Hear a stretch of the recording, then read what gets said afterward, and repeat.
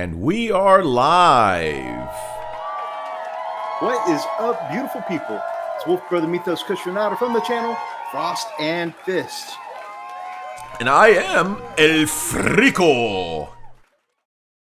And welcome to tonight's show. Freak, take it away. So, El Wolfo, brother-o, he's cooking his tea. That was his tea kettle going, whee! So, yeah. Anyway, how you guys doing? Welcome to the show. Hey, what's going on, Running Bear? We already got a couple of guys in the chat. We got Brother Al Kirkham in the house. Evening all. Atlas for Forge the Wild. He's on time. And, of course, he's been chastised. It's about time. We all knew it was you, brother. Let's see. Running Bear, he meets us and Freak. Geez, finally. Yeah, I know, man. I know. Whole Primark up in the chat again. Wow, look at this. And Darklight Dreamer in the house. Hey, guys. What's going on, brother? How you is? How you doing? On the spot. Had a few people ask so far, even a couple of people in our channel, when is Darklight coming back? Okay.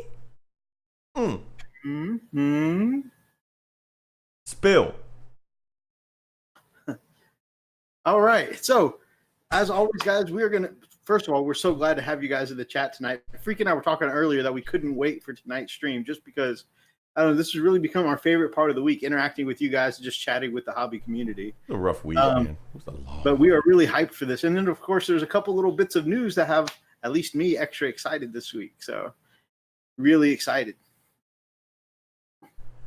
Woo. So, speaking of hobby community, Freakolicioso, you have any hobby progress this week? Not really. This week has been pretty rough. I actually, I was feeling kind of rough. So this is the first week that I started full time with the company. I got off a contract, and now I am, 100% with the company that I was in, that I was working at, and this is great. But of course, it was the week that everything comes unhinged. And it was the same week that my boss just happened to be off, which meant I didn't have a certain amount or a certain level of support. Anyway, so it was a little rough. But you know what? We managed. Thing is, I'm on call this week, starting this weekend. So if I have to get up and leave, you guys know why, because I'm going to answer a call, whatever. But anyway, yeah, so far, though, I'm just glad, the week went off without a hitch. Nothing too major, but it's actually nice to be full-time, with benefits, with a good company. So I'm pretty excited about that. So yeah, and I got sick, not really sick, but that Sahara Desert, the stuff that was floating around through Texas, that really jacked me up. Around Wednesday, I was just, oh man, that knocked me the heck out. So yeah, I've been really sick with it. Yeah, and so of course, I had to OD on some of that. I don't do well with Benadryl or stuff like Benadryl. I'm very, very sensitive to that stuff, so I just take one and drool out the side of my face. So I was a zombie most of the week. Anyway, I'm better now. My throat's a little scratchy, but I'm fine. But yeah, so that's it. I mean, I was able to finally get that what do you call it, the showcase out for that lieutenant. That's about it. Oh my God, says, look at Mythos grinning like he's doing something naughty. I know. He does that all the time, and it makes me uncomfortable sometimes. It's a... I don't know where your hands are. I've got a mischievous grin. Yeah, but see, I can't see your hands. Head check. Okay, so, we talk all the time about how the stream, we try and start family friendly, and then we go off the rails at some point. Yeah, we started off the rails right off the bat. Yeah, sorry. So, with that, tell you guys a little story. So next week is my annual vacation for our extended Kushranada family to a little place called A-Con.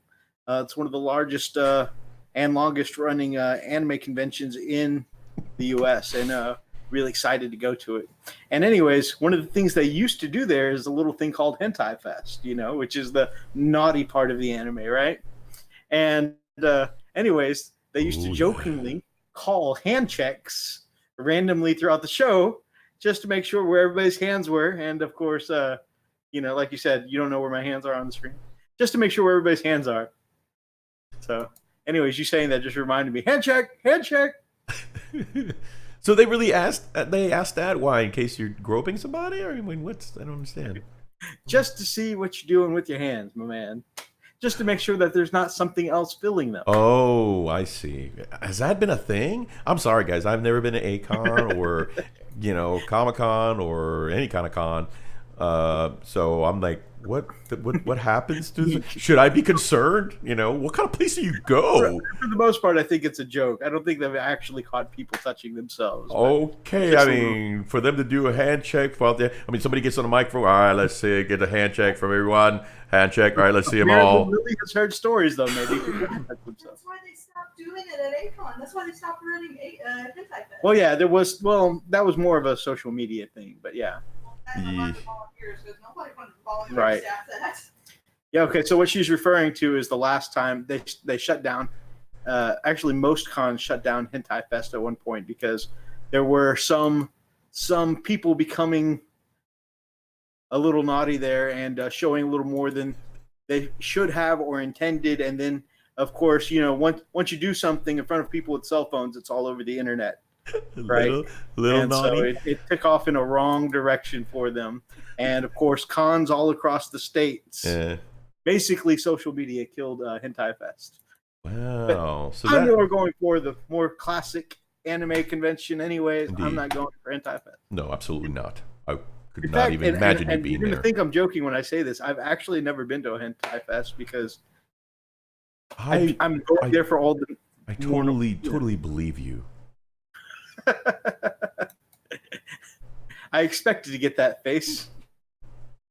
I said normally we start family friendly. I did warn at the beginning of this conversation that I was going to start off the rails this week. Hand check. Oh yeah, Darklight Dreamer mentions he's been. Darklight Dreamer, please confirm that I have never been to Hentai Fest. Hell yeah. Come on, he's family. Of course he's going to side with you. The heck? Your family. Well, yeah, but I've never been. Darklight, that's not the answer I was asking. Well, anyway, that wraps that up. Glad we got that all squared away. Running Bear says, well, in the past cons I went to, it seemed that clothes were optional for most women, and that went because that would wear the smallest pieces of clothing. Yeah, they would wear. Well, and so in general, conventions, yes, are like that. I mean, the costume takes more precedence, so sometimes there are skimpily clad people. If the character is skimpily clad, but no, there was there was not so much as skimpy costuming at what got them shut down. It was the lack of costuming, if you know what I'm saying. And so, of course, like I said, once you do something on front of people with cell phones, it's all over the internet. So that's why most cons shut down their hentai cons. Well, you need to go and behave yourself. You say. Now we got Atlas calling me out for stopping my reading mid-sentence to check what it says. Thanks, bro. Thanks. He just put you on blast. It's all in good fun. Anyways, that's part of my hobby update. Things got a couple pictures of my hobby update this week. Hey, I wanted to talk to you about before we get into that, bro. What a game this past week, man! Our D&D game. Oh, our D&D campaign, yeah. Cow, that was amazing. So, the previous D&D game that we had, my character did nothing. He was like, all right, here I am. I'm going to go ahead and do nothing while y'all kill everything. And I'm going to almost die, so we're okay. Oh, I'll give you some heals. That's all I can do. I'm just sit here and die. This week, everyone did cool stuff. Everybody got a piece of that action, baby. Yeah. It was good. It was really good. It was a lot of fun. Total contrast from the last game. And I was using my actual dice, so. Oh, yeah. I did hit him up with a virtual online dice roller ahead of time. I'm like, Oh, hey, bro, man. in case you need it. He's like, the hell's that supposed to mean? I said, hey, I just want you to roll well and have a good time tonight. I'm just saying. Yeah, I was not feeling well too. I was kind of still fighting. It was Wednesday. I was not, dealing with that allergy. And I was like, oh man. And then he's gonna send that to me. I was already cranky. Like, what's this for? Well, I don't want you all cranky. I'm like, I'm already cranky. I said, man, I just want you to have a good time tonight. Oh, right, that's true. You're right. Yeah, have a good time. Have a good time, huh? Yeah. All right. So let's see your art of the week. So one of my hobby things I sent you is my Acon badges.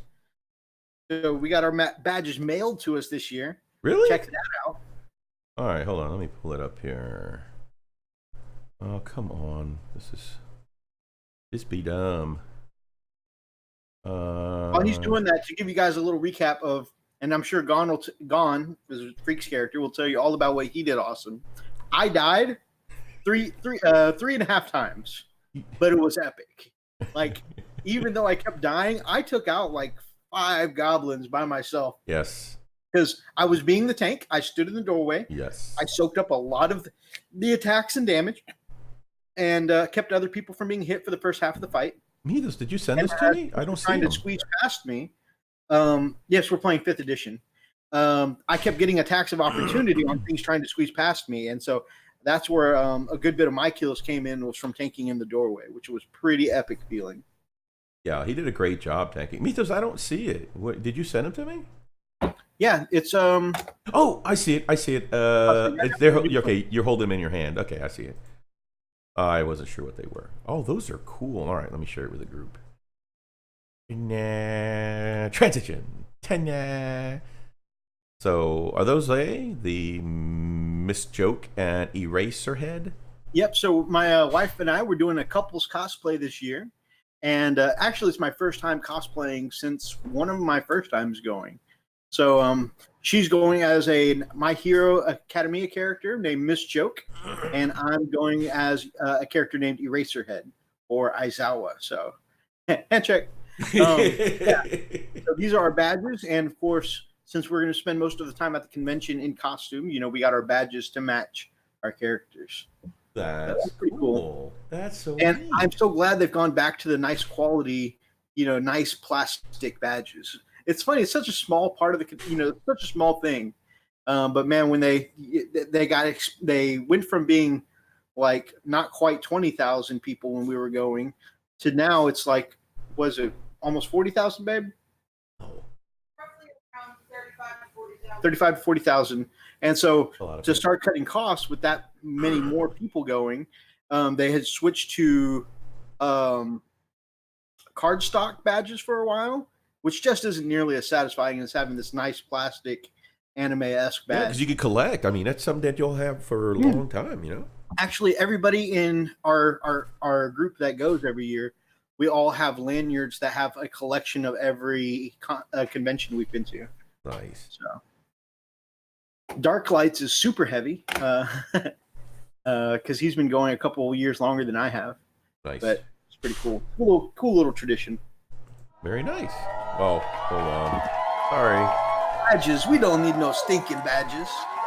Where's Acon held at? So it is here in Texas, and it is actually in Dallas this year.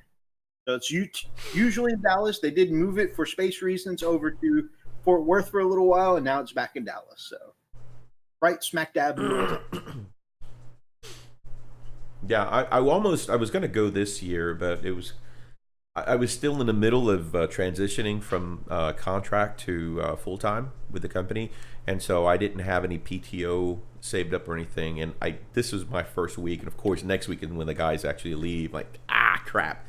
So I'm gonna definitely go next year, and I really can't wait. It's gonna be fun, man. It's gonna be exciting. It's my very first ACON, so that'll be cool. Have Have you been to any nerd conventions before? No, I have not. Oh, cool. So this will be a whole new experience for you. Yeah, it's gonna be And cool. usually at your age, I assume you've done everything. So this is neat.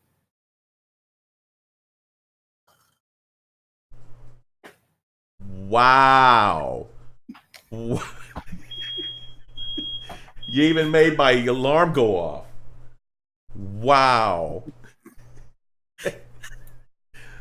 I love you, freak. I should play the bossa nova elevator music right here. Just sitting here. Should we skip straight to the word? Do you need to be remotivated? Yeah, exactly. Oh my gosh.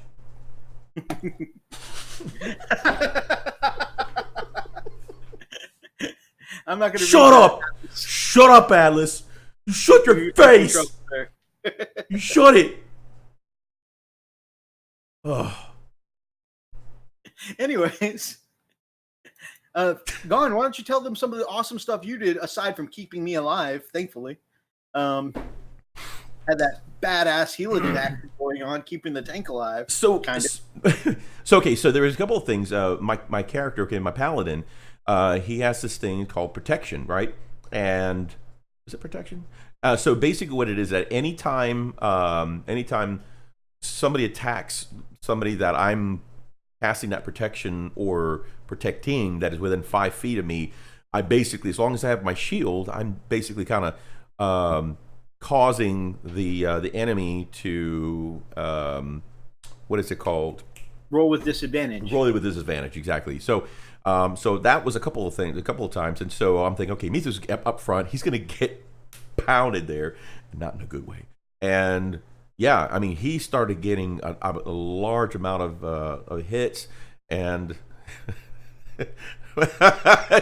shut up! Shut it! See the crap you started, man. Where's my walker? I'm innocent. Where's my dang walker? One of the tennis balls then fell off. Anyway, jerk. Can't believe you started this crap. Anyway. I love you. So a couple of times they went after him to try to beat him down, of course, with the shield. We were able to kind of protect him from a lot of that. But then there are some that did go through. I mean, there were absolute beatdowns, and he went from, what was it? Were you like 28 or whatever? What's your base? Heal points? 25 is 25. What I was, because we had just got off. We started the episode off of another fight, so we didn't have a chance to heal. So was already down to 25. Right. And so, I mean, here I was. I wasn't. I had a choice. I can either go ahead and fight, or let him die. The problem is, if I wouldn't have healed him, he would have been done. So of course, you know what? I'm there. I chose this character to keep him alive no matter what, and that's exactly what I did. So he dropped down to 0. Like, okay, 5 heal him 5 hit points. He'd come up and they'd come back and bam, hit him again. It's like, dang it, heal him again. 10 hit points. Bam, drop him again. It's like, oh, come on. Bam, last 5. Okay, this is it. And he just came back and crushed. He just had enough. That fighter just went, okay, I am so done getting beat down. And he just buried an axe into somebody's skull. It was awesome. Totally epic. I got real good hits that episode. It's Pop. They call me Pops, not Paw Paw. Although if I was still in New Orleans, then they would call me Paw Paw, but I'm not in New Orleans. So Pops. Running Bear says he's older than you, and you're still young buck. How about that? I'm okay with that. I'm okay. It's just that's a good thing, because there's somebody older than me. That's all right. But what does that mean? I mean, the older guys, we got to stick together. Is that what up, Archer brother? Hey, Marky Poop. What's going on, bro? You want to know who that guy Mark in the chat is? Archer. Archer is what we call him. He was on the show last week. Go check out last week's episode because he was an awesome guest. Yeah, he was on. It was really good. So yeah, that was a really awesome D&D session. And if you go back to some of those my hobby pictures, my brother, one of the things I did for the hobby this week was turn in my I don't know if commission is the right word. My exchange. So we got these amazing Hero Forge models from Brother Atlas, and I volunteered to paint up his Hero Forge Necromancer, and he was very pleased with it. So I'm really that is always the best feeling is when you finish a commission or an exchange or anything like that, and they like your work. It's the same feeling I get. God. By the way, they want to know in the chat if you have a +5 cane of crocodile. I was just looking it up. I couldn't find it. Sorry. By the way, something that we kind of went off the rails earlier. Running Bear's running a level 5 human cleric of the Tempest of Thor. That's his deity. With a level 1 fighter and using a hammer and shield with plate armor and heavy armor master. That is so cool. So he is playing a freaking space wolf with thunder hammer and storm shield. Pretty much. But yeah, so if you'll pull up those necromancer pictures, I turn that in, and that's a really great feeling when you turn it. You do a little bit of painting, and somebody likes your work. It's the same feeling I get when I cook something and people like my food. It's a lively group tonight. You mind bringing up the necromancer picture? Yep. Hang on. Hold on.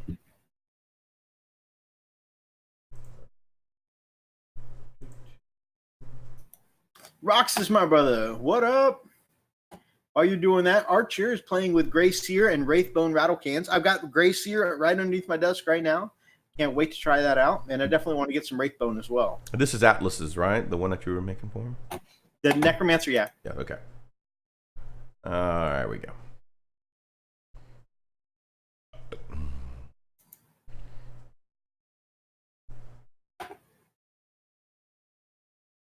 So the Hero Forge models come pre-primed. They have a kind of interesting texture, but they're still very nice to work with. So yeah, just you can barely see a little green in the eyes there. I love the pointed ears on these elf models because it kind of reminds me of the WoW elves.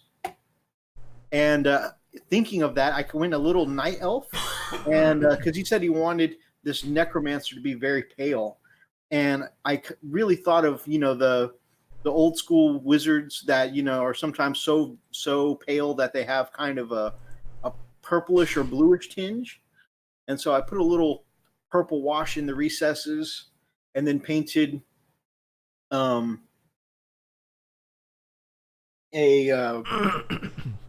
pallid witch flesh over top of it, and I really like the effect. Mm-hmm. It really reminds me of like a night elf from WoW. It kind of looks like the is it the dark elf on Skyrim? Oh yeah. Did you see the side view where I've got the little bloody handprint? I took that off a Night Lord stencil. Oh, come on. Didn't I not? Come on. Go there. There we go. Or not stencil, Night Lord's decal. Oh, really? That hand? The bloody hand? Oh, yeah, that's cool. usually a little like handprint that goes on somebody's like knee pad or something like that. It's that small. Nice. And so I thought it'd make good necromancer text. Nice. That is cool. Very Al nice. just got his order of contrast paints and both spray cans. I actually grabbed, and that's another part of my hobby progress. I grabbed a few of those this week, and I'm hoping this weekend to get out a couple of conquest contrast paint videos. So that'll be pretty cool. You're pretty cool. It's good to know. If anyone hasn't used them yet, Archer just said that if you use the rattle cans or the pots of the new contrast primers, they've got different finishes or textures to them.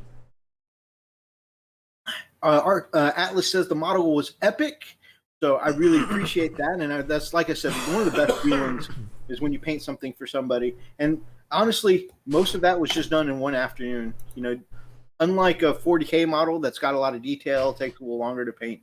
I mean, I just in about an hour was able to get a good effect on these Hero Forge miniatures. So it's pretty cool. Nice. Yeah, looks good, man. Speaking of which, something else. Actually, I didn't get in a whole lot of painting, but I made sure to try and optimize my time this week because it's like I was starting to Jones because it's like the third week not really getting in much painting time for me, and Usually I'm at it all week, so this is kind of this was kind of I had to make sure I got some efficiency, and so I went back. We talked about scrubbing down the red towel model and how the whatever they were using, I think it was red primer, that was just really having trouble getting past. So I didn't get all the red off, but some soaking in as much as I was comfortable. I didn't want to leave it sitting in the alcohol too long, but I got off a good chunk of it and kind of zenithly highlighted. Let me switch back over to my camera view so I can see what I'm showing everyone. Zenithly highlighted, some white primer from underneath, so I can go in and start spraying with the dark blue. Oh man, that's awesome, dude. Yeah, so it came out much cleaner. Remember how it was like a dark, dingy red before, red and brown? And I was really afraid of going at it with the new color. And man, I must have put in a good, before this week, I probably put in, a good 3 hours trying to scrub it off, maybe more than 3 hours. And then again, I put in another good 2 hours this week scrubbing it down with the toothbrush and alcohol. But, I mean, I think it's going to come out okay now. I think I got off enough red and the white priming style. I think once I get out the airbrush, this is going to coat all that okay. My main thing was not so much removing the color because it's a dark blue base that I'm going to be going with. Mm-hmm. This is a Cantor blue mixed with a little black, right?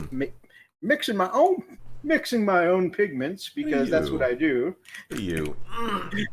But no, I just wanted to, because the armor is going to come out looking the same kind of Cantor blue like the pants of these guys, Mm-hmm. It's not going to show up with very good lighting. Anyways, so if Cantor blue is my aim, I didn't want to just have, don't mind me knocking over stuff in the background. If Cantor blue is my aim, I didn't want that to be the darkest shadow. So I wanted to start with something a little mix of Cantor blue and black, and then I can work my way up to a lighter Cantor blue. Awesome. So that's kind of my idea here. By the way, I was only putting on that voice because I tease Freak all the time because he's like, I don't buy colors, I mix my own colors.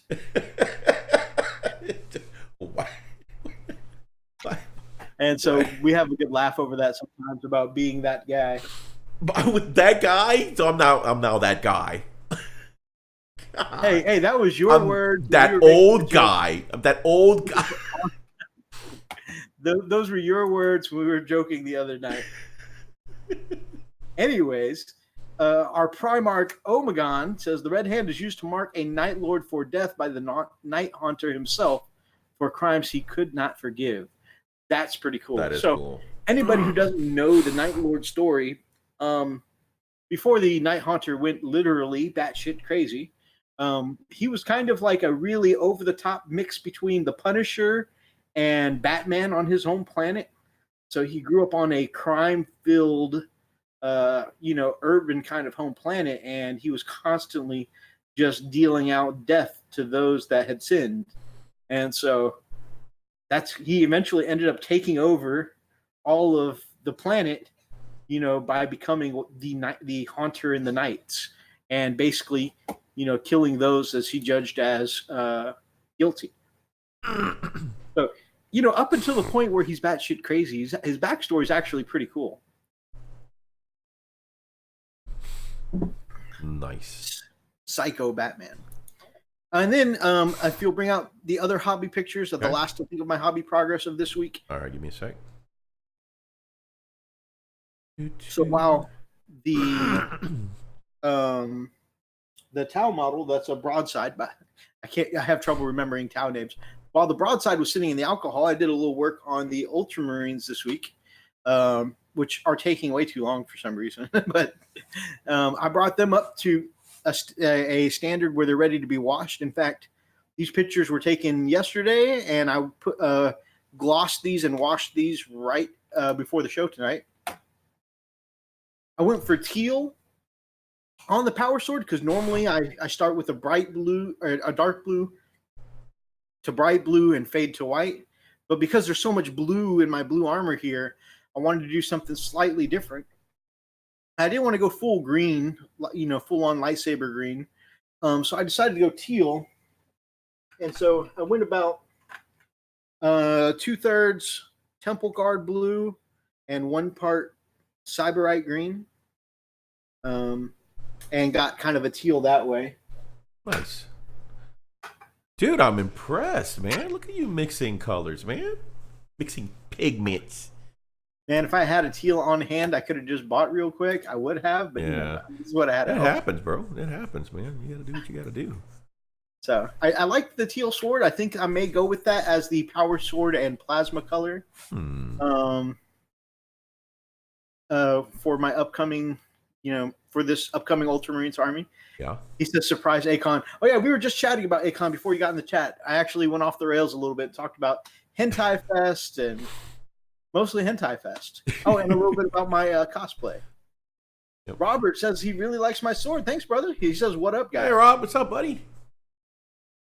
Man, I hardly had a chance to see him today, man. I was so freaking busy. I was hardly even at the site today. Omegon says Nostromo is the name of that crime-filled planet that I was talking about. Nice. Thank you for that reminder. And he says he's almost as cool as me. But since you're Omegon, he could be you. Right. Who knows at this point? I don't know if you're familiar with the Alpha Legion, brother, but the twins Alpharius and Omegon. Mm-hmm. Nobody really knows who they are. In fact, most people aren't even aware that Omegon exists. They think that Alpharius is the Primarch of the 20th Legion, and his twin brother sometimes substitutes in for him. Sometimes neither of them are the one pretending to be the Primarch. Sometimes they swap places. That's always the thing, is that they're the smallest of the Primarchs, so they blend in perfectly with their own soldiers. Oh, wow.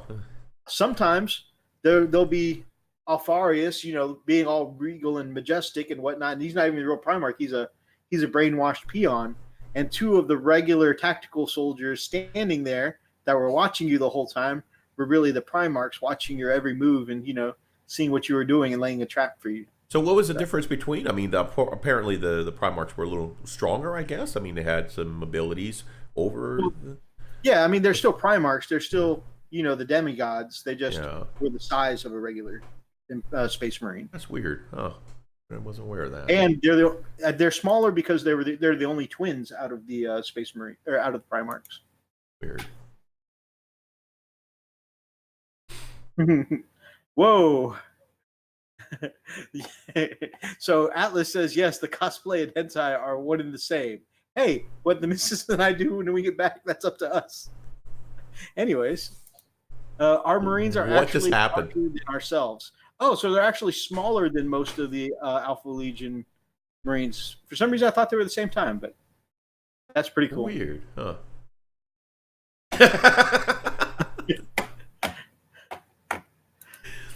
Oh, yeah, so I'm definitely not going to be getting much done hobby-wise next week at all, because even though it's over the weekend, we technically start getting ready for it Tuesday night. Right. And then Wednesday is our great big, we go to the largest Asian market here in the Houston area. We all load up on Asian snacks and Asian supplies and stuff like that, and then we go to the convention and stuff. So for us, like Tuesday night's really when things start getting packed, getting all your stuff ready, and then Wednesday is when we start the whole carpool and all that good stuff. So, I mean, this whole week is going to be basically lost for me hobby-wise.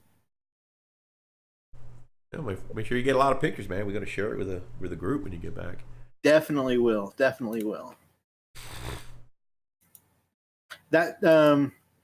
we'll definitely be posting something on social media next week. There may or may not be a show next week. We're trying to stay as consistent as possible, but with me being out next week, it may or may not be possible. Yeah, we'll have to. We're still in the planning of that, so we'll see what happens. So yeah, this is after the wash, and actually, I'm really liking how they look after the wash. So, except for this guy. What are you using as a wash on those? I did the gloss spray first of just gloss varnish. Yep. Then GW's gloss non oil. Okay. So gloss on gloss for that pin washing effect. Right. And then, of course, even with a pin washing, you got to keep moving it around and keep it from settling, pooling into places. And actually, I think with that, Kenny Boucher calls it his ancient Chinese secret, the gloss wash plus gloss varnish trick. Right. And there's like 1 or 2 spots I may need to go back in with a little alcohol Q-tip. But other than that, other than 1 or 2 spots, I mean, really, this came out pretty clean. Very little staining. So I went with a pale gold here. And most people do the really warm colored gold with the ultramarines. Yeah. And I think it's too much, in my opinion. I went with a really pale gold called Rune Lord Brass. Really liking the effect. And then someone by the name of the Miniatures Paintbrush, Brother Rob, taught me that golds look better with a brown coat underneath it. And I've been trying that out with a lot of my warmer golds. I felt like brown would be a little too warm for this really pale gold. So I started with undercoating it with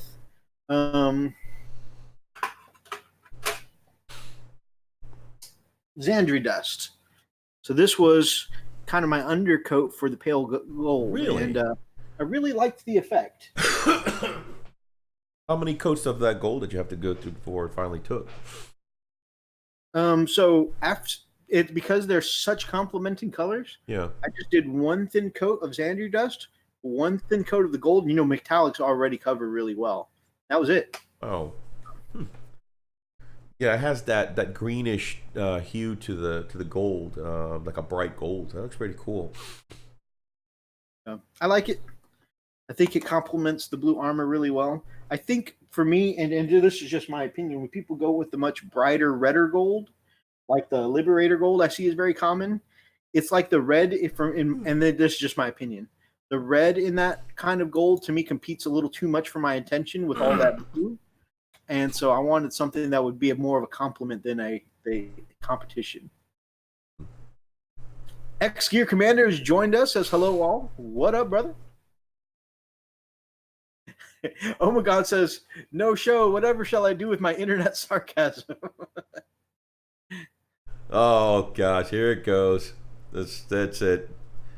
Yeah, I have recently traded my WOG for the Horde. Thanks to you guys talking about WoW. What up, Brian? I don't know why you would blame us. We get blamed for everything. I was actually just talking about WoW earlier. I painted up a Hero Forge Elven Necromancer, and we were talking about how he kind of looked like a Night Elf. So you missed the tiny bit of WoW talk. Yeah. Welcome, Brian. Party can get started now. And another piece of what I've done this week is I got a little further with my conversions here. I now, like I said last week, I managed to magnetize all 24 weapon options. What I'm struggling with right now is this is kind of the squat image I want for this thing, right? And these are, by the way, Imperial Knight. What's the name of the game? Imperial Knight from Titanicus, mixed with the body of an AdMech servitor, because I want my battle servitors to not have a giant corpse on the front. And one of the things I've run into is that while this is the desired look I want, it's not working out because the bodies just aren't big enough for the massive guns I've got going on here. So, unfortunately, my guns are a little bigger than where the connection is between the torso and the tracks, and so I need a part to fit there without looking janky. And so I don't know. You ever have and my wife teases me about this all the time because it's a weakness or a flaw in my personality. Mythos must immediately be good at something, or else he loses interest. And so Brian says those are really grot tanks. And so I don't know. The conversion is not going the way I want to, and the only way it really seems to fix it is to elongate the torso, and it's changing the look and the profile of what I want. And I think I'm just trying too hard at the moment. So I think I'm going to end up shelving that project for a little bit. I'm probably going to withdraw out of the Hobby Hives conversion competition this month because I've hit a wall. I don't know where I want to go with it right now to get the look I want. I have had a couple of pieces and stuff that worked out, elongated the torso too much, take away from the profile or look that I want. So I'm going to work on it at some point. But the last time I ran into a wall like that was with this guy, because I bought a used model and realizing it was missing a whole right arm it was supposed to come with. And anyways, I did some conversion stuff with it at first. The conversion didn't go the way I wanted it to. I got frustrated, shelved the project, came back like a whole year later, maybe more, and ended up getting a really fun result that I really love the way it looks. So I think that's what's going to happen with these battle servitors. I think I'm going to shelf the project for now instead of trying to force it to happen, and just come back to it when I'm feeling re-inspired. There you go. Yeah, get you a little breather. Because I've spent 3 weeks converting these things, and I've made some great progress. I mean, 24 different weapon options, magnetized and stuff like that. And I've got separately. I've made the track parts exactly the way I want them to look. I've made the upper body exactly the way I want it to look. Getting them to connect and look cohesive is where I'm struggling now. And like you said, a breather I think is going to be good. Yeah. Because that's 3 weeks working on that I haven't been focusing on other stuff that I need to. Like I've still been putting some work in on no, I haven't really been doing much of other stuff. Like I've done some minor stuff, cleaning up the broadside and getting it ready to paint. And then, like I said, I spent one evening doing the one necromancer. Good night, brother. Good night, Atlas. Thanks for joining us, my man. But other than that, I haven't had a whole lot of hobby progress. So not only have I hit a wall with this conversion, but it's detracting away from the rest of my hobby at this point. So I think a break is exactly what I need. Yeah. And usually when you go back, you'll be a little clearer and you'll have a little better direction where to go. Yep. Absolutely. That's what happened with the Dreadnought there. So I'm going to take a tip from that and just, take the breather. Right on. Something, because I did get those contrast paints, because I did build up like 7 of these little guys, just regular tacticals. And just because I want to do something for the channel, test out a few different I think I'm not going to do. There's plenty of people doing full-on contrast paint jobs. I never intended to use contrast that way, doing full contrast. So I think of what I'm going to do whenever I do my paint tests on video, not quite tutorials, but just my experimentation with contrast, is just going to be contrast and classic together. So my things like the trim, the details and stuff like that are still going to be classic paints.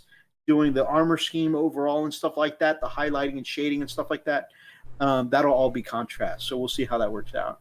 Cool. But I can't wait to see it. The Ultramarines one, the Space Wolf one, Blood Angels, Imperial Fists. I've got quite a few contrasts to play around with. Very nice. Okay, now I'm finally done with a hobby update.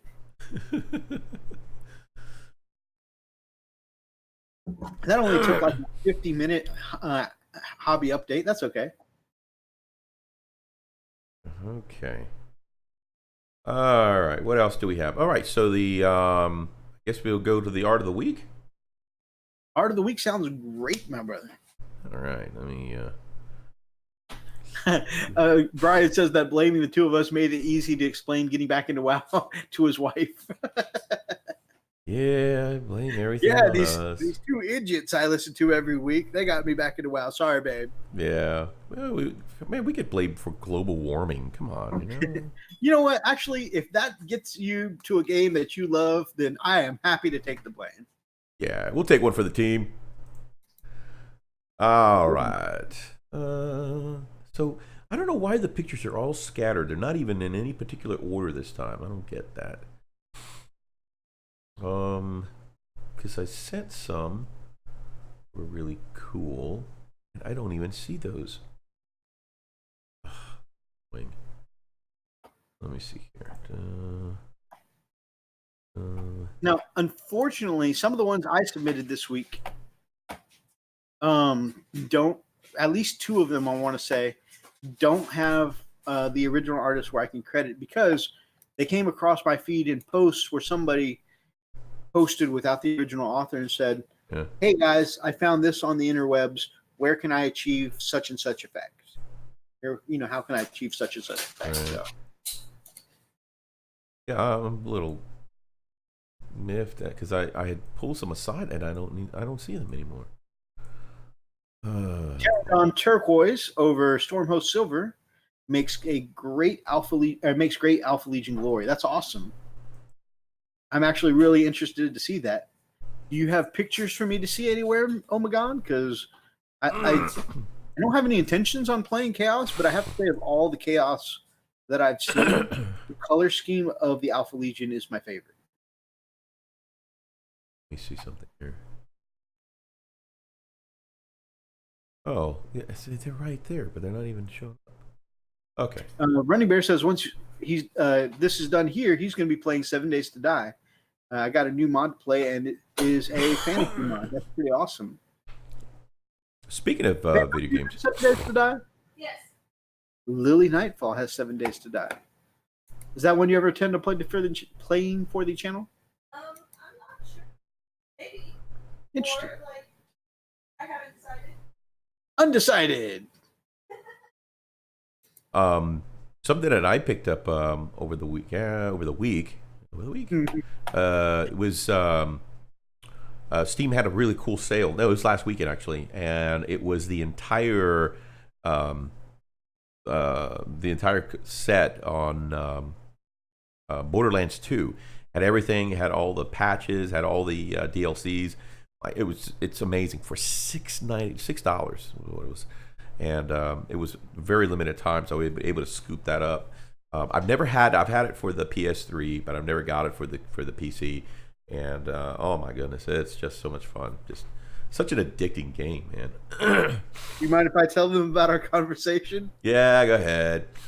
Yeah. It's okay. This is all right. I made the comment. Okay, and I still think that in some ways.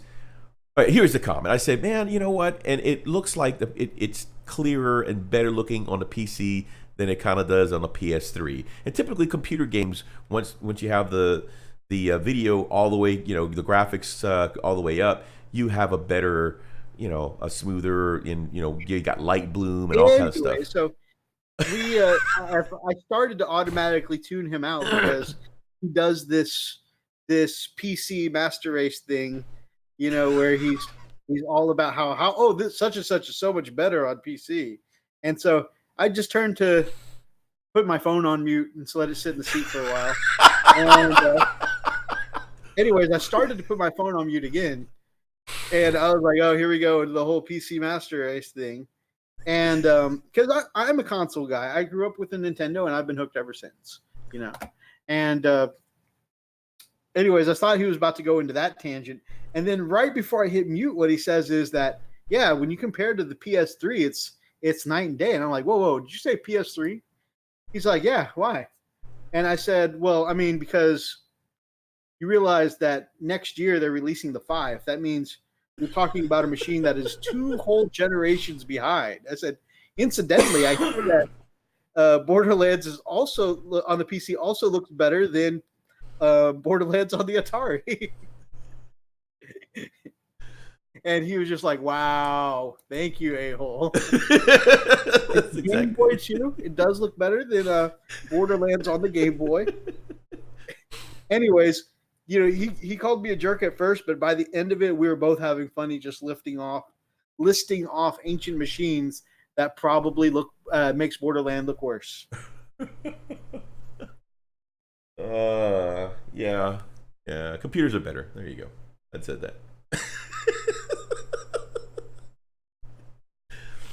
Actually, I'm really I'm looking forward to the PS5, man. That is going to be actually sick when it comes out. What did it say? Let's see. Scott Fraser stuff from the one. I'll message them to you later, Mythos. That'll be awesome. Scott Fraser's from the TMP Legion. Gene Stealers are looking pretty cool. I can't read tonight, guys. We should. X Gear Commander says we should have a co-op match. I mean, it's also because they released an HD DLC recently. Yeah, and you're right, Roxas. You're absolutely right. It's just I just get tired of hearing the rhetoric all the time, so that's why I just tune them out and put them on mute. I play both, but I'm a rare wolf. That's absolutely fine. In television, that's fine. Everybody ignores Freak. That's right. Pretty much. Just like Phil from Wargamer Online. Yep. Hell Works by Hellchild, Neo Geo, Commodore 64.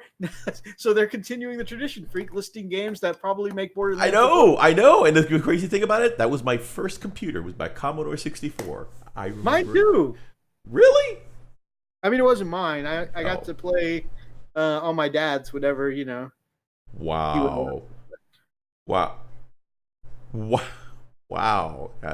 Okay. Just compared me to your dad. Yeah. Roxas says, I mean, the PS5 will be a PC. He's not wrong. At this point, virtually it will be. It just becomes, you know, like a pre-built computer. Yeah. Shall we play a game?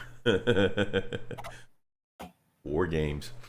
That was pretty fun. I tell you what, man. Yeah, when I went from the Commodore 64 was just such an epic and advanced computer gaming system, if you will. It was really never meant to be a gaming system, but that's exactly what it was. You know, my dad was so mad because he got that. You know, he's like, and I'm going to get this computer, and I'm going to make sure you guys, you know, learn on it. You guys get sharp. You learn the computers. Man, we bought every computer. No, we didn't buy. we pirated every game imaginable. We had the 5 1/4 floppies. They're like that big, and of course, you know, I know I'm going to date myself, but in order to make it double-sided, you just take a hole puncher, notch the other side, flip it over, and now you got a double-sided disc. It's crazy stuff, man. That's all. Omgon says that y'all know I loves ya. Absolutely. Which you're saying something. We got a whole Primark that loves. Right? Man. I keep saying a whole Primark. But when you think about it, I guess Kind of like a half a a whole Primark. Primark, but also Quarter? like Maybe a Primark. quarter of a Primark? I don't know. Anyways. Primark midget? I don't know. Where do you draw the line? Where do you go? You know? I don't know. Just little guy. Little Primark. So yeah, definitely that's some pretty cool stuff. I do love the continuing of the trend here though. They're continuing all kinds of trends tonight. That's pretty awesome.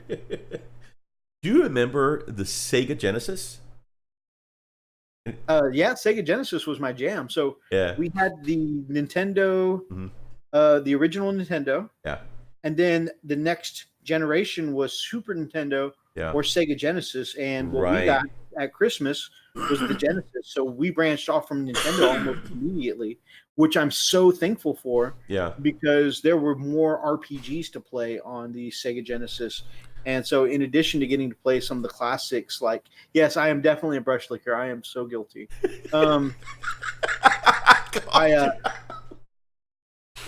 So in addition to getting to play some of the classics like Chrono Trigger and stuff like that, Shining Force was pretty epic back in the day. But some of my favorites, like the Phantasy Star series, especially Phantasy Star 4, I was so thrilled with. And that being on the Sega Genesis, like, I'm pretty sure that locked me into the role-playing genre, which has me sitting in this chair right now for the rest of my life. So really, really, really enjoyed the Sega Genesis. It's funny. I'm reading Brian's comment about Pong, the first digital pen. Yeah, I remember that. But my first console was an Atari 2600. I'm sorry, Atari 2600, and I went from there to the Commodore 64. And I didn't have a console until the Nintendo came out. You know, the original Nintendo.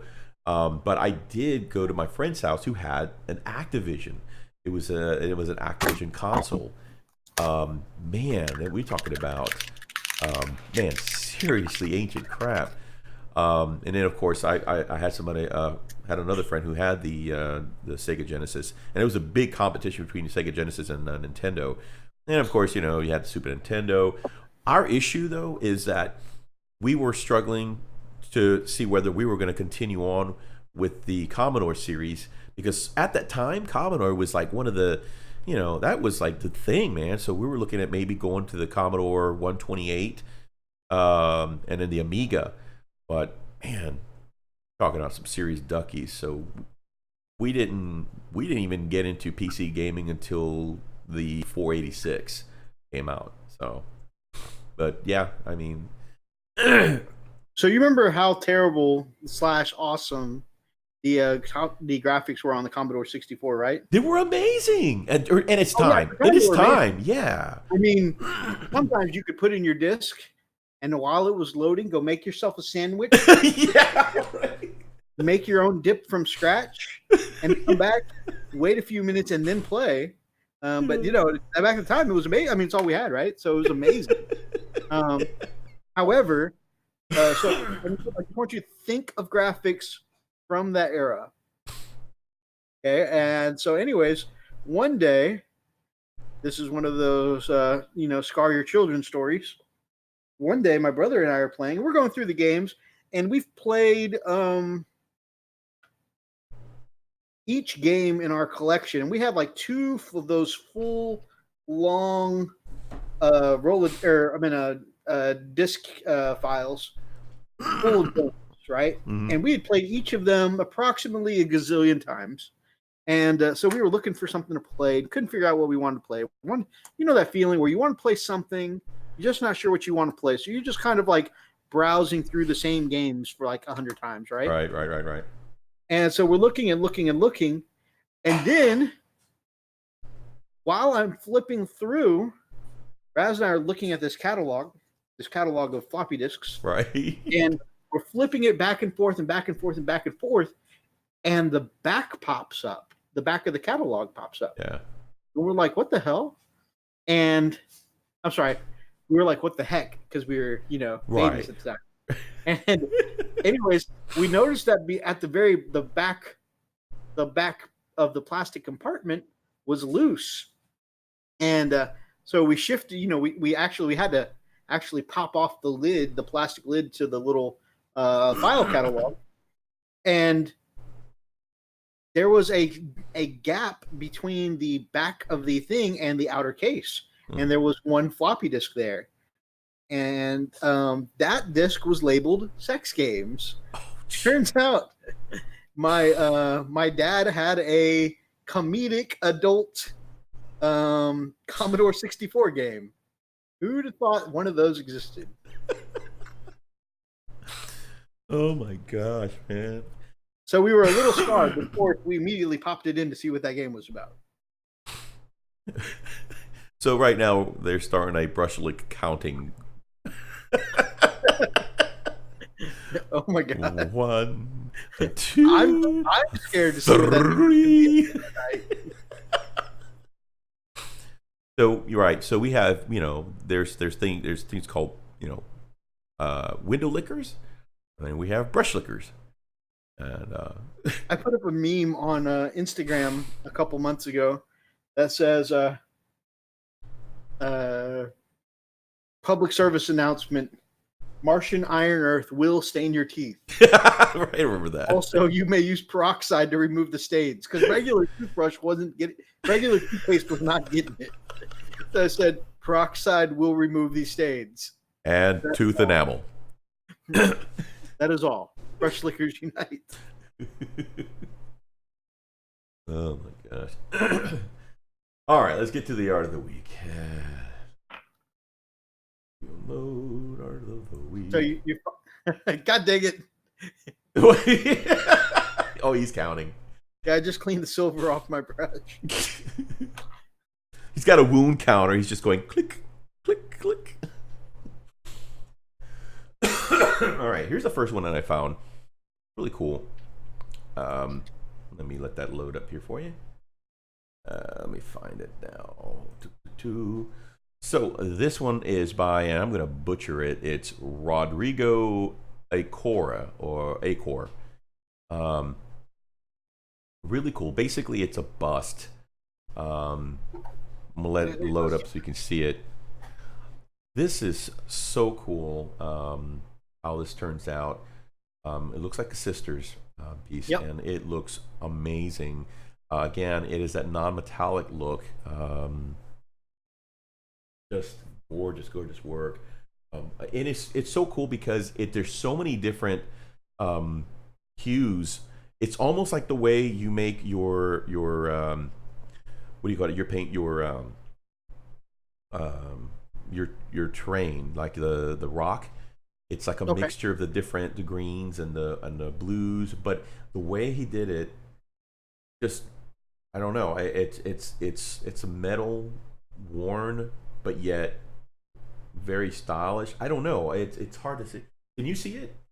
Yes. Yeah, it's just It looks great. I mean, I and you're right. There are some different colors to the metal there where it looks like it's been somewhat oxidized. yeah, Got yeah, like a little bit of a nickel effect where it's got a little bit of a green tint there where some of the weather is going on, right. but also like a little bit of like settling rust kind of.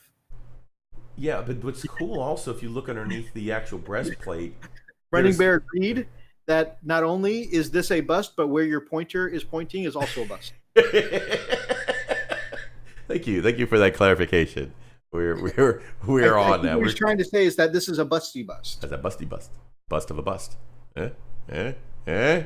Okay. I think there are plenty of people who buy just that, a bust of a bust. Anyways, Oh god. So yeah. But it's really cool because right at the bust, you can see they did like a little highlight, almost like a reflection. That's really yeah. cool, and it's non-metallic. It's just so cool. See, Uh, and honestly, this is what I want from the new GW range because she has that rugged war, yeah. like focus mythos.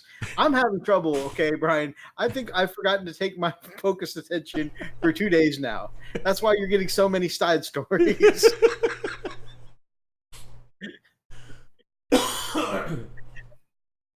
So, but yeah, so that artwork you were just showing, that's honestly what I want from the upcoming Sisters line, right?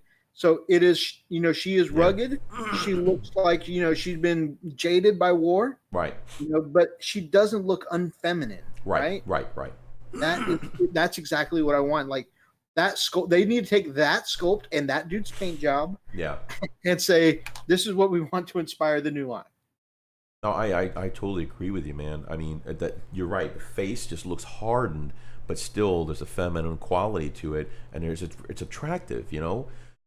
It doesn't detract from from that at all. Yeah, no, I totally agree, man. That's Really why good stuff. I love that a lot of the new Sisters releases lately, whether you know her as Ego Queen Alexis or Norn Queen Alexis, as she's recently changed, she's been going back to these new releases and photoshopping in boob armor to them and saying, fixed it. Because, like, again, they should be awesome, tough, you know, uh, experienced veterans, Right. but I still feel that they should have a sense of femininity to them. I agree. I totally agree. This next one, I'm kind of excited. I like this one because I can't wait to see how Mythos is going to do his. And it's going to be this guy.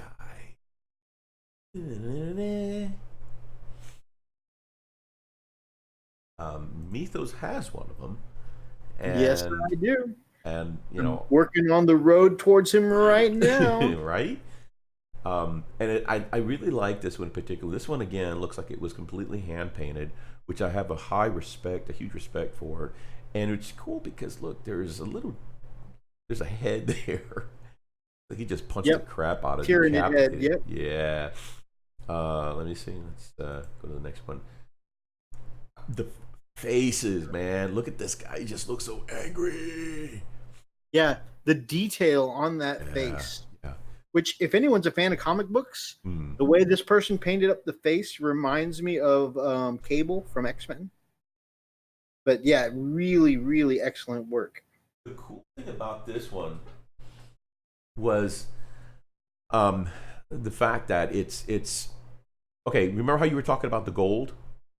Yep. Okay, that's similar to what this guy did. It's not that reddish gold. Of course, he's got it. He kind of toned it down a little bit with some wash, but it's not that dark reddish gold like Gaina's gold, whatever it's called. Let's see what else. Look at that. That's just great work, man. That's pretty epic, dude. Yeah, yeah. So I'm really looking forward to see how when you get yours done. I'm really excited about it because I know you're gonna really put on some like the dark details, and the contrast up. So yeah, I really can't wait, man. For the Alliance. It makes me want to play now. Dang it! Gosh, man. Let's see.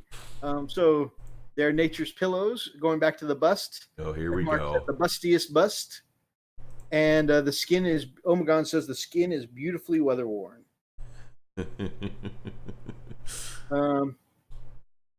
For as far as Marnius Calgar, Omegon says Primarnius butt kisser, and that was 6 licks. Wait, what? Oh my god! It can't be at 6 already. There's no way. No, man, you've been looking like crazy. I think he's been pulling my leg. No, I think he's dead on, dude. I have the Q-tip in my hand most of the time, getting rid of some of this excess wash. You're probably looking that too. I don't know. 1 or 2, 3. I'd rather you do like the count. One brush lick. And a thunder. No, you probably licked the brushes when screen was switched. Yeah, when nobody was looking, It was like, I'm telling you, most of the time that the screen was switched, I had a Q-tip in my hand. Based on some of this excess wash. It's just easier to just take the bottle of wash and chug. To go to one of my favorite memes, I just came out to have a good time, and honestly, I'm feeling very attacked right now. All right, I heard some vacuum noise.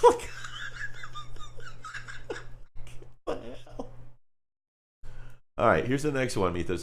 You want to tell me more about this one? This one's from Nightvault, Holger Holtop at the PMP Painters. Yeah. Hold on, let me put it up there for you.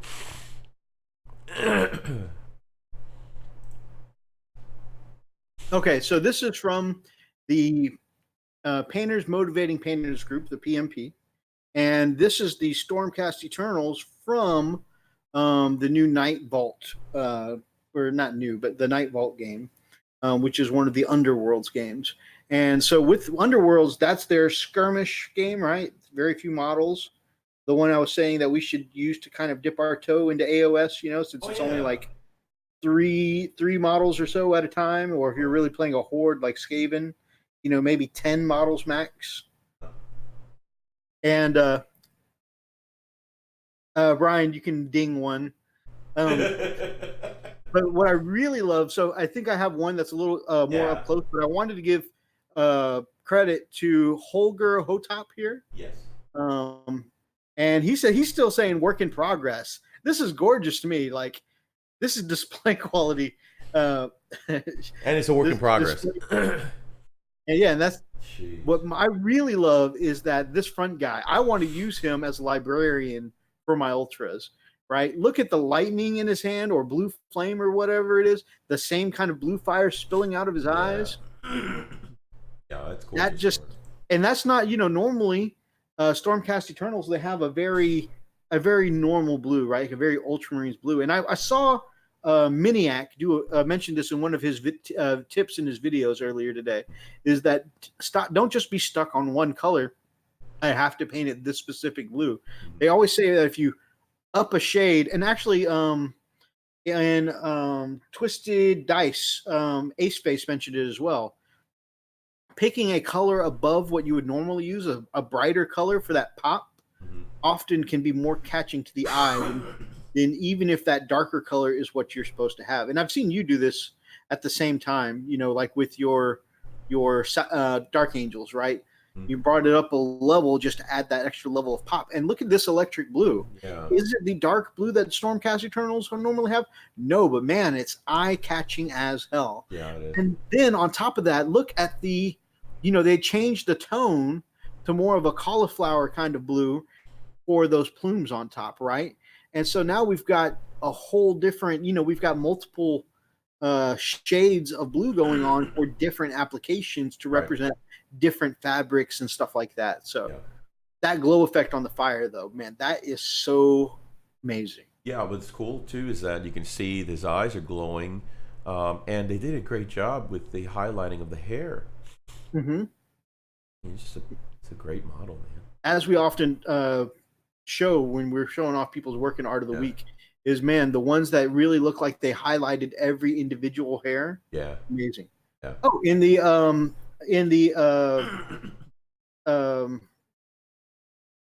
Underworlds, the AOS skirmish game, he said that's 6 figures in the Skaven set. So that they're considered a horde army. That's even more manageable, Mm-hmm. Okay. So tell me about this one, Mythos. This one is a Space Wolf. Looks like it's a lieutenant. So this is somebody who was, again, they were asking for how to do something or other. And so I didn't get the original poster, but this is what I found in the Warhammer 40K Space Wolves group on Facebook. And I just thought this banner looked too amazing. And of course, I do have a soft spot for Space Wolves because they are my favorite. And I just thought this banner looked too amazing to pass up. And it looks like, if you can see that on the written part of the banner, it looks like it says Bjorn, and there's just the color options. They made that pale Space Wolves gray actually look, that blue gray actually look good instead of looking cartoony. So it's fantastically done. I love the sword over the shoulder look. Yeah. So I mean, just this whole thing just makes me feel awesome. This is what I want from Space Wolves, and I think if I had seen more of this, the pale blue gray, without looking like the cartoony blue that so many Space Wolves look like. If I'd seen more of this before I started my army, I may have gone, traditional colors. Don't get me wrong. I love my Silver Moon, the story I've built around it, the color scheme I'm painting to now. But it was a reaction to me not liking traditional Space Wolf colors. But this looks still enough like the traditional while being something that looks amazing. Also, I can't tell if that's freehand on that banner. I believe it is, or just really, really good decal work. But that looks freehand. That's amazing. That definitely looks freehand. There's a lot of conversion work on there because the whole chain with the tails, which I think is from the Stormfang gunship set. It's usually the chains that are running along the side of the plane. But nice conversion work there. Yeah. All right, so tell me this about this one. Blood Angel. So that is a Blood Angel captain done up by one of our friends of the show, Clayton Bieber. Oh, wow. And that is a Blood Angels captain. He is still work in progress. He hasn't done the basing yet. But I just thought it looked fantastic. So, no, definitely. I mean, he always does such clean work. I like how he did the. It looks like a reflection, light reflection, like the shimmer on the sword. You see that? Hmm. Pretty cool. Oh, well, I was just mentioning freehand or decal. Brother Thomas says could be both. By the way, what up, Brother Thomas? He says he knows a lot of guys who paint over decals. So that's pretty cool. And actually, I think even Nick's got an old video on doing that same thing. Omegon says pre-Heresy Wolves look better. I agree. I do like the gray armor color set better.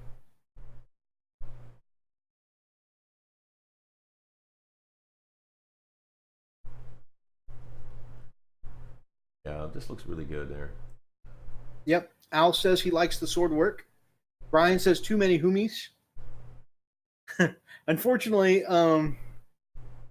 Brother Brian, since usually it's for Art of the Week, the only thing that really quantifies is either it comes from something our community sent us or just whatever stands out to us. And both of us being a big fan of Imperium, unfortunately, you may see more Imperium than anything else on almost any given week. Yep. Now this flat out is so super cool. This just looks amazing. I love the This is another one that I wish I knew who originally did it, but somebody was mentioning that the wolf skull helm, it looks a lot like the one for oh my gosh, Ulrich the Slayer. Yeah. But it's of course dreadnought sized, and they were wondering where they could get a head like that. Right. Somebody ended up posting some of the work in progress pictures. Apparently, that skull is green stuff. What? This person sculpted that. Wait, which one? The skull is? The skull, the wolf skull helmet. You're kidding me. Yeah, that is sculpted. I saw work in progress green sculpt pictures. Oh my gosh, dude. Isn't that phenomenal? There's no way. What? No. And I didn't even notice before. Look at the ripped off arm. Oh my god. That's hardcore. This is crazy. He says 3D printed would be easier, and you're absolutely right. Yeah. I guess that's something I should look at for answers like that. What's funny is, you know, I know, I mean, you know, I've got access to Freak, who has been printing for, you know, well over a year now, and that didn't pop into my mind when I saw this. I was like, where do you get that head from? But that makes sense. Yeah, because I had printed a couple for Hellchild. Yep. Look at how weather beaten this is without, you know, like there's usually a stage, and for me, because of my personal preferences, it's usually pretty early in the process where I look at something and I say, look at the weathering, and I say too much.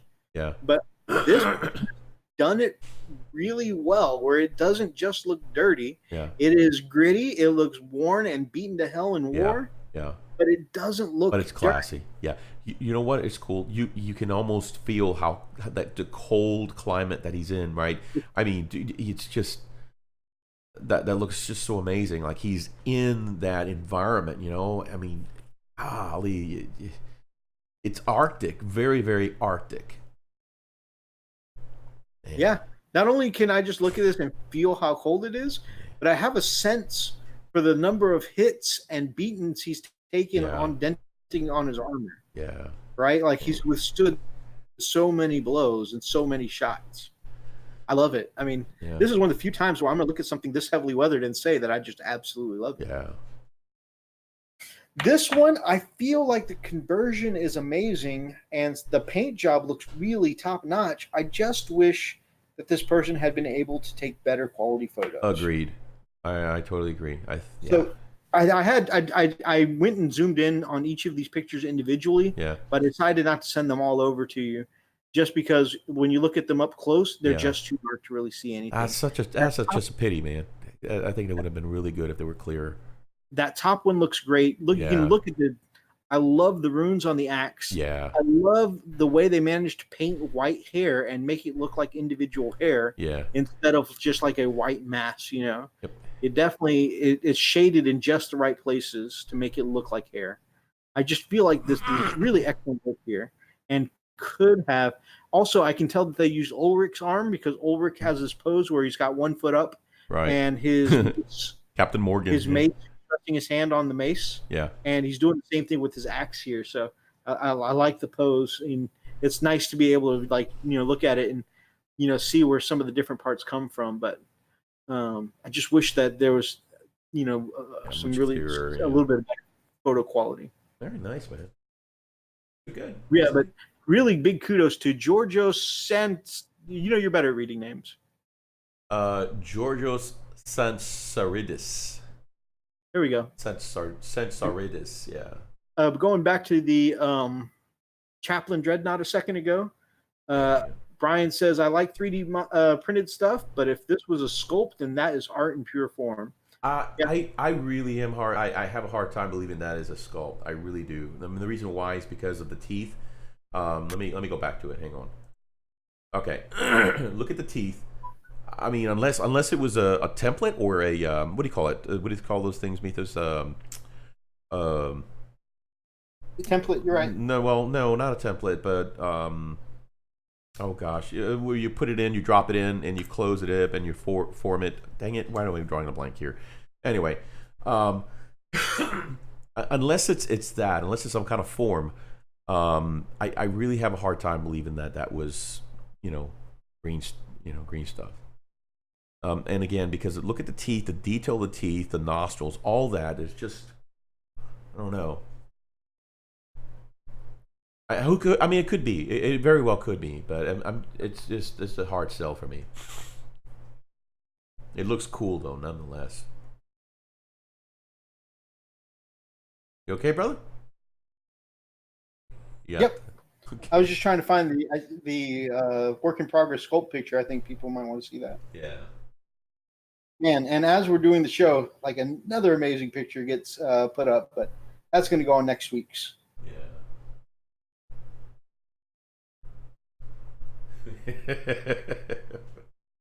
Oh, great. Freaks going Geraldo. Right? Yeah. Ooh, ooh, ooh, ooh, ooh. No, it's Geraldo, not Maury or Arsenio. Arsenio. Oh my goodness. Anyway, so there you go. Yeah, mold. That's what I was looking for. So it could be a mold. I could see that a little clearer. But again, the reason why I'm thinking I'm having a hard time is because you could see right into the jaw. Mold would have a hard time getting that deep. And also, what would you make that mold from? Honestly. Yeah, I don't know. That's just it.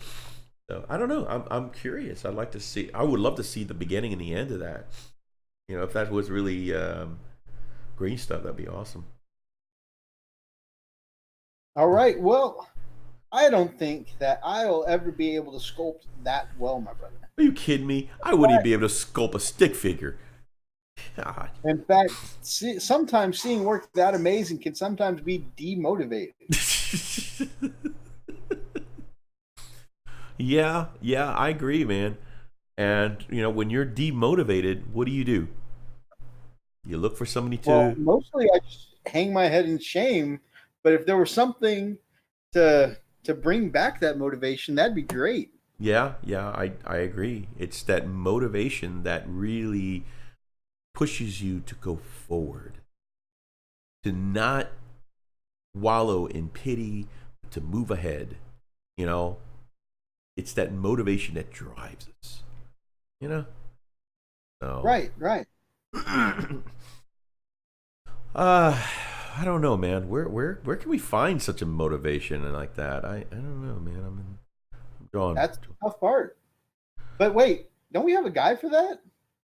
We do have. Okay.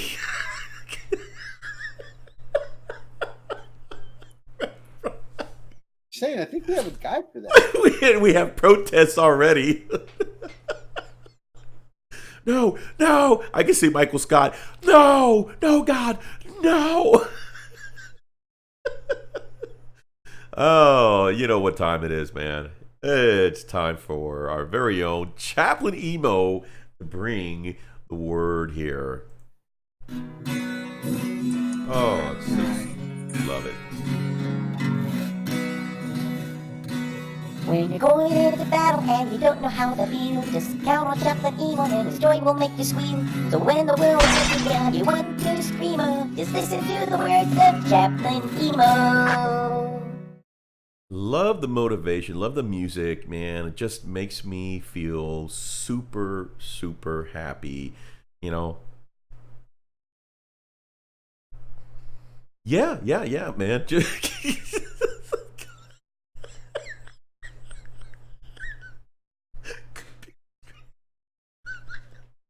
I mean, Chaplain EMO has an effect on people that is amazing, you know? It just motivates people to do things like rip their computer screen right. It's like, but no, really, seriously, we I can't even do this with a straight freaking face. Uh, Chaplain EMO is there to motivate, to encourage us, and just gives us the word straight from the Emperor. Mythos, do you want to ask the question?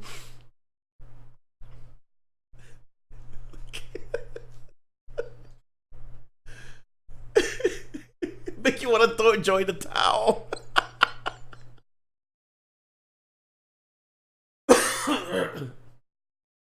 Yes.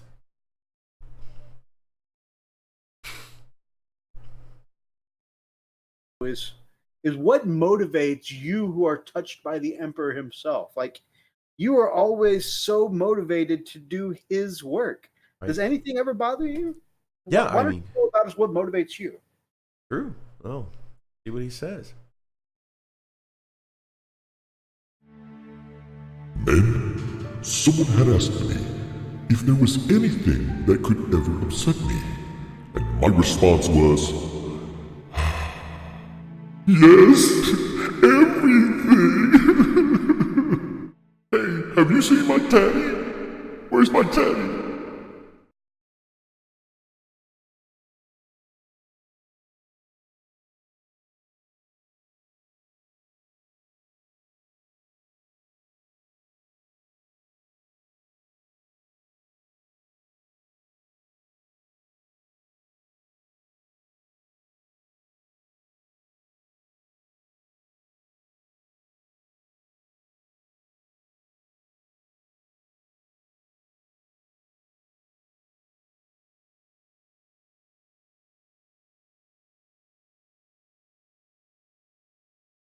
Sorry about that, guys. I'm sorry. I had to mute it. Had both of us muted. Oh my gosh. I'm cracking up. Weeping Nina's. Oh yeah, so Nina says, for Christ's sake, who took his teddy? Well, That was.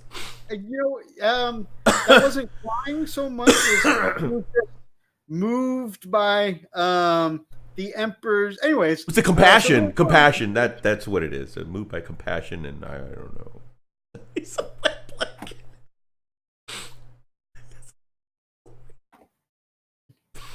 Oh my gosh. The Emperor's a liar and a glory hound who got what he deserved. God, what the frig, dude? Well, I mean, if by what he deserved you mean waited until he had enough and found his son to be unsavable and obliterated him with a thought, then yeah.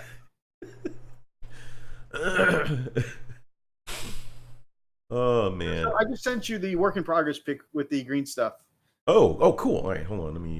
Let me pull it up here. Give me a second, huh? With the week. Dude, I didn't realize until looking at this picture again, sending it to you, even that front armor plate isn't from the Dreadnought set. That's the card. You are. Oh wow. Okay. All right. Let me share this with the guys. This is incredible. All right, man. I stand corrected. That is. So it could be a mold. I mean, but still, it looks great. Oh my god! But that just brings me back to what would you make a mold of that from? I don't know. I mean, it could be a 3D. I don't know, dude. I don't know. That looks great. It could be a very. You know what? I'm stumped, dude. Wow. It's too much text. It's too much text to go over here during the live show, but maybe we can revisit it next week. But somebody did post the whole thread from start to finish. I think that would be a good. I think we can actually talk about that. You know, let's do that. Let's next time we get together, let's talk about this guy's work. Sure. You know, I think that'd be a great. Yeah, some can see how a master apparently converted from scratch. Yeah, I mean how he just dissect his work. I mean, this is good stuff, man. Jeez, I mean, from that to this, That means that the panels were hand painted, Mythos. The panels there, that's all hand sketched. Well, I mean, it could be a really worn decal. 'Cause I have seen decals that look like that. Look Or really I mean, closely. who knows? Though. It might be freehand though. I don't Yeah, know. it looks freehand. Look closely. You can actually see the draw lines. Man. Oh wow. Okay, I know we're not going to talk about it until next week, but just Yep. so I don't lose it, I'm going to go ahead and send it to Yeah, you. perfect, bro. Perfect. This is good stuff. Any poop.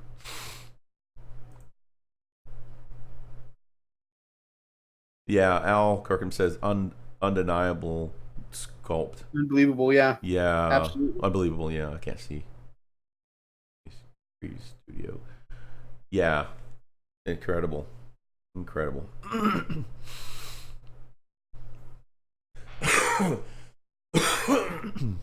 Yeah, dude, that was crazy. All right. What a wet noodle. emo. Bring on We are definitely going to have a painting drunk angels section with Bubba at some point. Yeah, I totally agree. Imagine that would be something.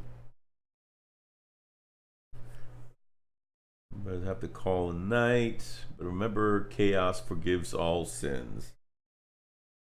You have a great night, my brother. In fact, actually, we're going to be calling it right at 11 tonight because tomorrow is Freak's birthday party. Y'all come through. And we're actually, on top of that, he's working on call this weekend. So Yeah. we're kind of tight on time tonight. So with that, we should move on to the GW news since we've got an hour left 50 minutes left in the cast here. Yeah. All right. Cool. All right. Let me set it up for you. GW news. All right. So the first one, Mythos. Battle tanks. Oh, That's the big one. I don't know if you want to do that one first, but that's what's on our thumbnail is our main topic for the night. Yep. Well, might as well. We're on there. Show.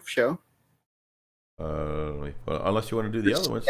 Some of the stats for the battle tanks are out, and they look amazing. Yeah, sure. Let me. There it is. Okay. And of course, I think we talked about this during the Warhammer Fest. We mentioned that they were going to have badass stats. We knew right away because they want to sell them, right? Yeah, right. The Primaris Repulsor Executioner. Yep. Wait until you see some of this. So, what I think before we read these weapons, go ahead. Go down a little bit and read its special ability. Okay. Let's see. Al Kirkham, thank you so much for joining us tonight, my man. And you rest well, my brother. No, you just got the special ability. What's that? Okay, so first of all, hover platform suffers no penalty for firing and move. Wait, no, just the repulsor. Back up to the repulsor. Okay, let me go back up. Sorry, man. A little further up. This is a repulsor here, so I think. Okay, so there you go. So in the movement phase, your model does not move or moves less than half of its normal move distance. I've been waiting all night for this, and I got the alert an hour late. I am so sorry, my man. Welcome, Inquisitor Zane.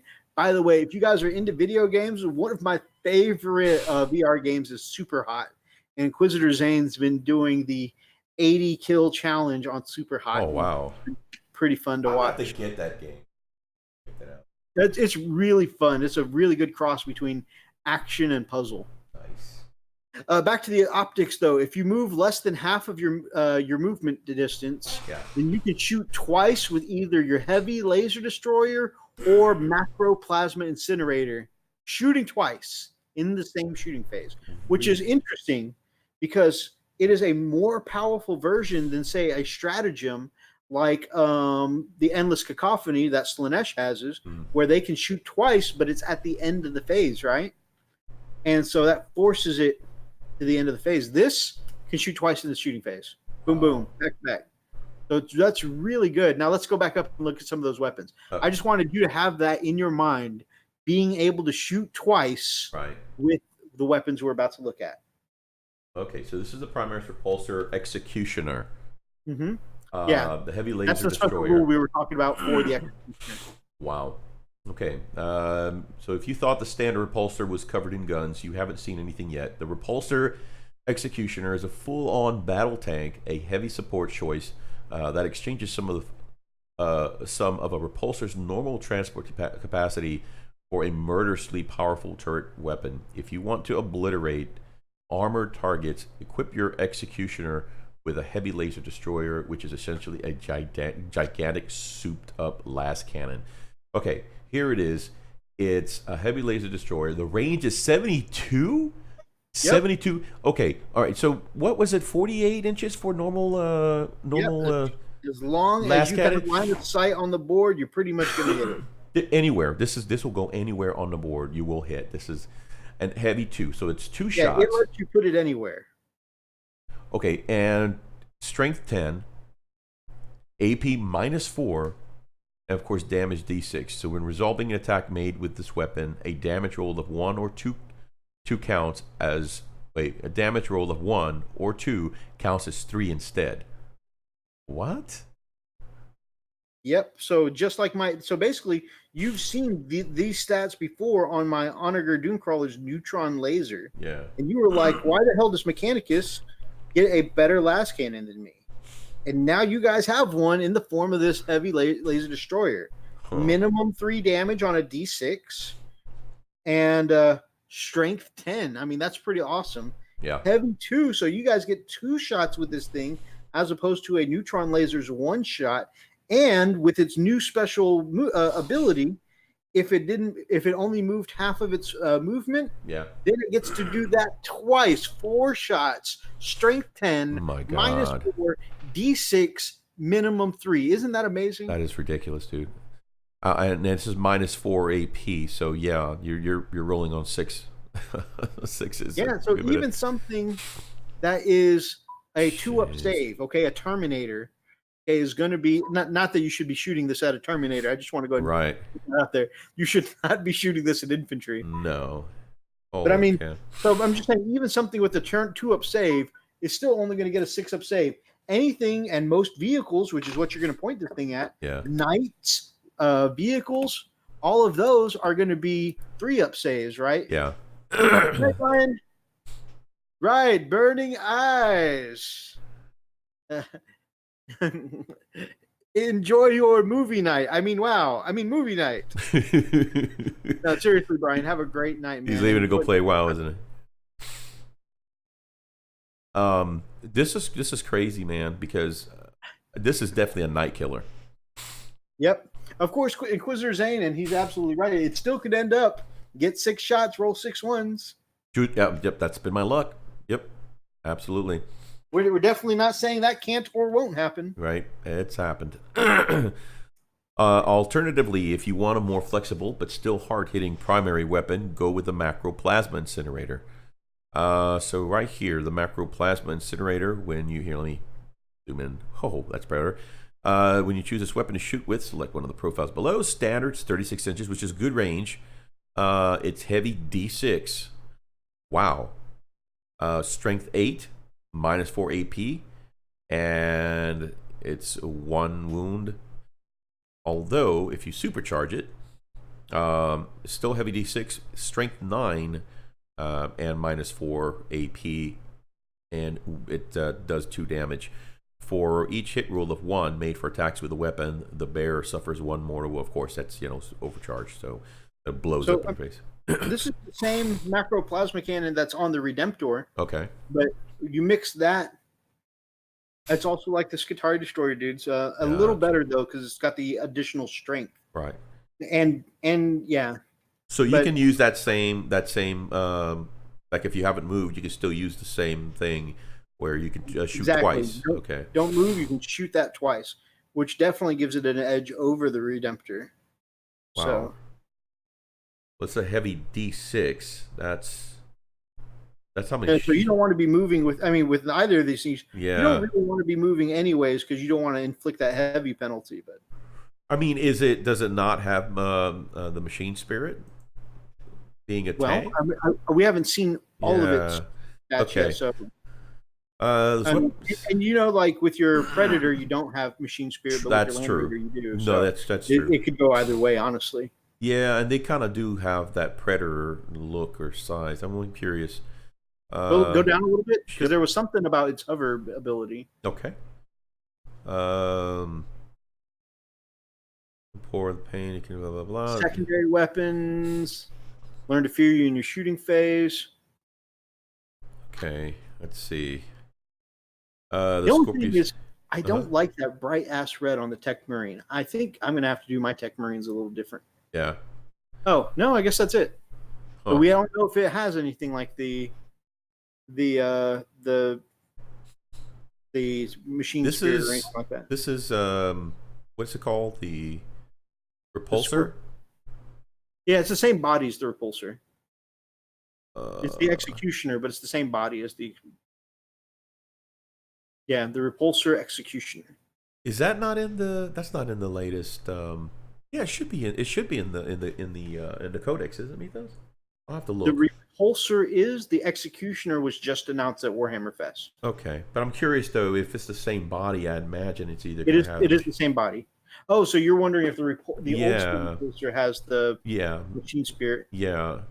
Here, take over. Let me. Here, I'm going to bring it down to the Scorpius Dune Rider. And I'll be right back. Let me get that codex. Right on. So the Scorpius Dune Rider can carry up to 10 infantry models. It's a dedicated transport, and it's got a move characteristic up to 12 inches. So we can get our close range specialists, such as the Sicarians or the Electro Priest, which is awesome because that's exactly why I want to get up there. People were talking about putting your Vanguard closer. I'm like, why? But getting some Electro Priests or some Infiltrators or the Infiltrators are so much better than the other ones that don't get to do the same abilities, but that might be a reason to actually take the other ones. I don't even remember what they're called, honestly, because I've always thought the Infiltrators were so much better.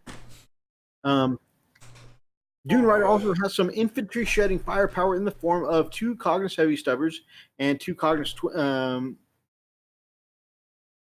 Come on. and a twin Cognos Heavy Stubber. What's more is it's a hover platform that ensures you'll be firing on the move with maximum effect. Freaking crazy, man. So we got the basic stat line here: weapon skill 6+, ballistic skill, of course, starts at 3+, but has a degrading profile. We got strength and toughness of 6. So that's something to point out right there. So it's only toughness 6. It is weaker than any Rhino or anything like that. And I think that's the same toughness as a little bitty land speeder. Hey, Mythos. Yo, I'm looking at it right now. Power of the machine spirit. sweet. So the repulsor itself does not suffer from any.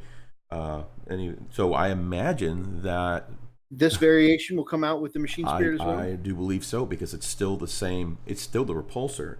Right. This says the model does not suffer the penalty to hit rolls for moving and firing heavy weapons. That is, that is power of the machine spirit. Good catch. Huh. Well, if that's the case, oh my gosh, that. I think I'm gonna have to get me a repulsor. Well, I have a repulsor that's going in my Ultramarines. Right. But I think I may also need to get an executioner too. Yeah, to get the repulsor with that, and I like that heavy laser destroyer. Golly, I just love that man. Well, like I said, it's essentially like a double shot version of the same thing of that right.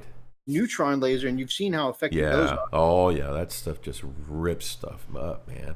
Dang it. So being able to get 4 neutron laser shots with that thing, that's going to be, that's like you said, it's going to be able to shred even knights, honestly. Yeah. Unless they make that invul save. Yep. And then the Dune Rider also has some infantry shredded firepower in the form of 2 Cognos Heavy Stubbers and a twin Cognos Heavy Stubber What's more, its hover platform ability ensures that you'll be firing on the move with maximum effect. And so it's got the hover ability that lets it shoot or move without Yep. heavy weapon penalty. Yeah. So that's pretty cool. Yep.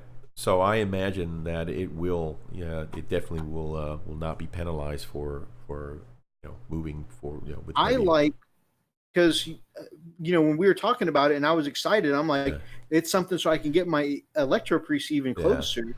But it specified, and he was like, well, they have bigger bases, so it may not be the same.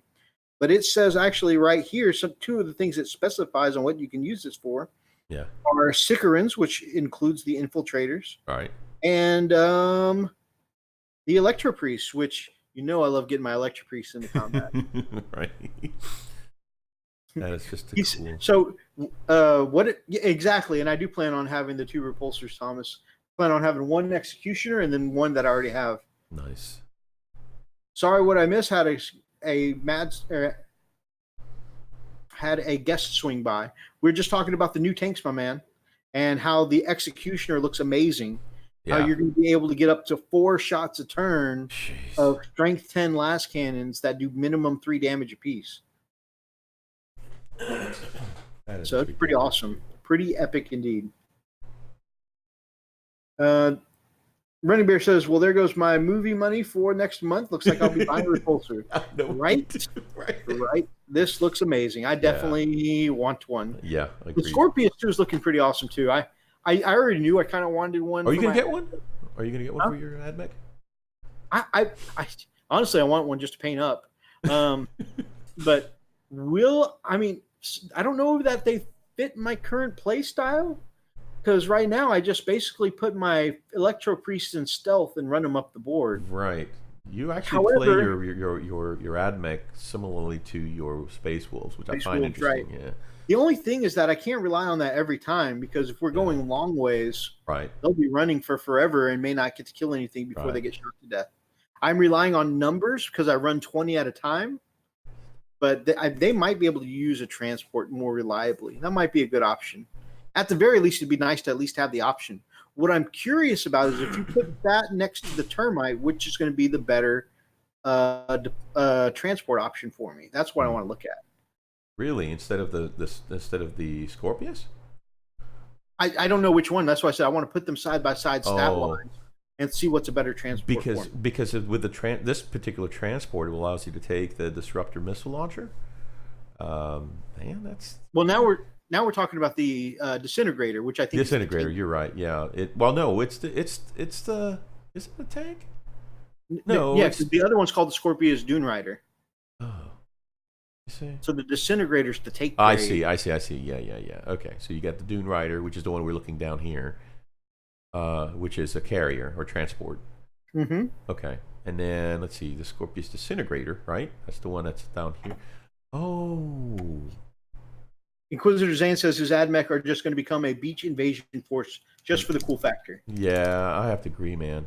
That definitely has the Normandy Beach thing going on. As far as you looking up the old repulsor to see if the new repulsor has power of the machine spirit, Inquisitor Zane says, but what if the new repulsor is less motivated?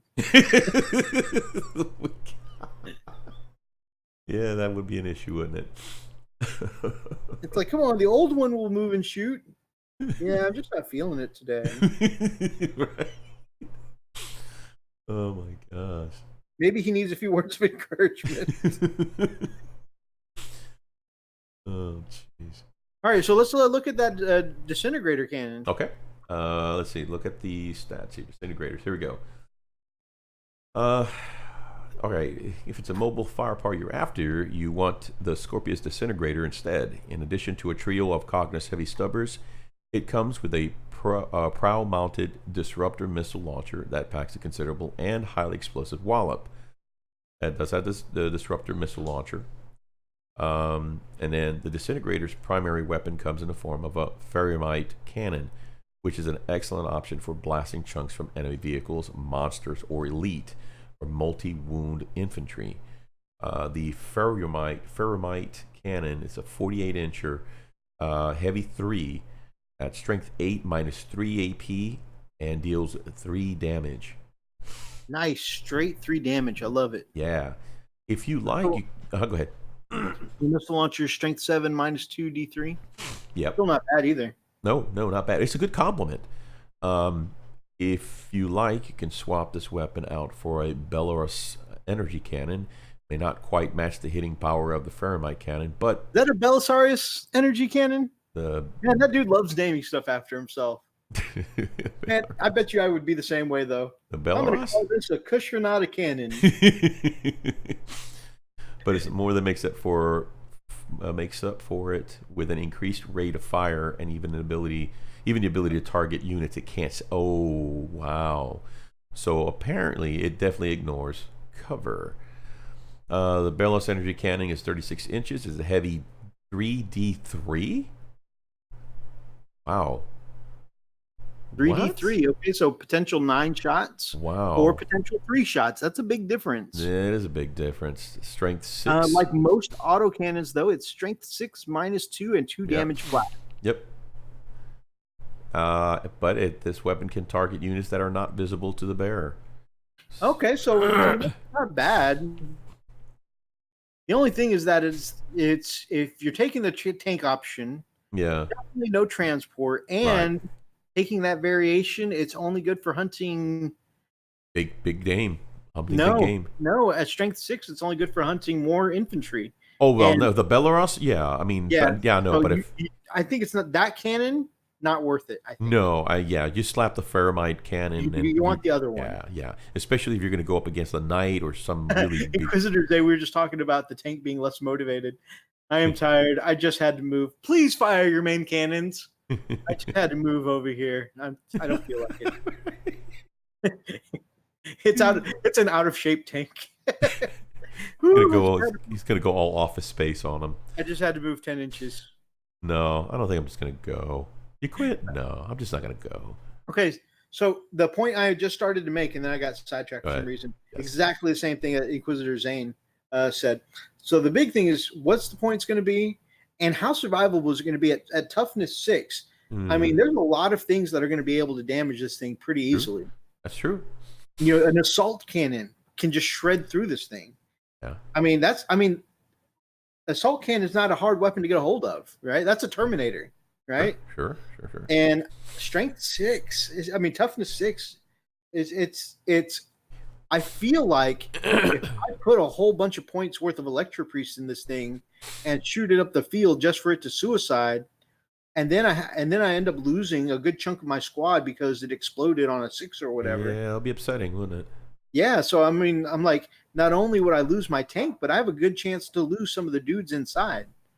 So now I'm curious. I wish I had the stats for the termite handy, because I've been waiting for this boat to come out for so long.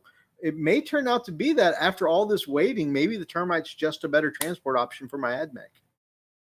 So I'm not, pissing in the Wheaties yet. I'm still happy that we got some love. It looks like a great tank. It's got some cool options. Yeah. But at toughness 6, I might prefer just sticking the gun on there and going with the non-transport route. I agree. You get a better chance of being offensive than you are more of a transport, Yeah. Who knows? But then again, sometimes there's some protection, even if they blow up the transport, that your troops can do something effective next round. So I just don't know. Its movement is what? 12 inches max? 12 inches, yeah.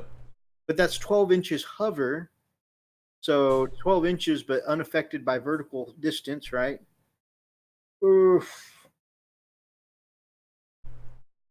Yeah, I don't know, man. It's a tough call. What's the maximum units that you can carry? Got a good point. Assault cannon Razorbacks, or as commonly referred to in the community as Assbacks, right? You and I have discussed many times. One of the a big thing in popular tournament Space Marine lists is the assault cannon Razorback, right? Right. That right there, just one of those, much less 4 of them like he's fielding. One of those has a good chance of shredding through some wounds on this transport, right? I'm curious on this though. Wouldn't this be considered open top? There's no open top rule in this edition. Damn it! I figured that probably would be. Are you talking about so that way my troops could shoot outside of it? Yeah, Man, that would be cool. Stick some infiltrators in there and let them yeah. shoot off their Uzis. I'm serious. That would make sense, especially since it's I don't know. That's just me. So you can But take yeah, what's the limit? 10 infantry models? Okay.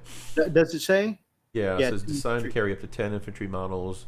The Scorpius unit has a dedicated transfer, blah, blah, blah, 12 Now, inches. this is another thing I'm worried about that Phil brought up. It says 10 infantry models. Are the bigger bases going to take up 2 slots like Terminators take up 2 slots? Oh, that's a good question. Because if I can stick 10 Electro Priests or Infiltrators in there, boom, that's still pretty badass. Yeah. Right? That's even if it blows up, the numbers say that I might still get some of them into combat, right? Right. But if it's, oh, well, the bigger base takes up 2 slots, so my Electro Priest, I'm now getting,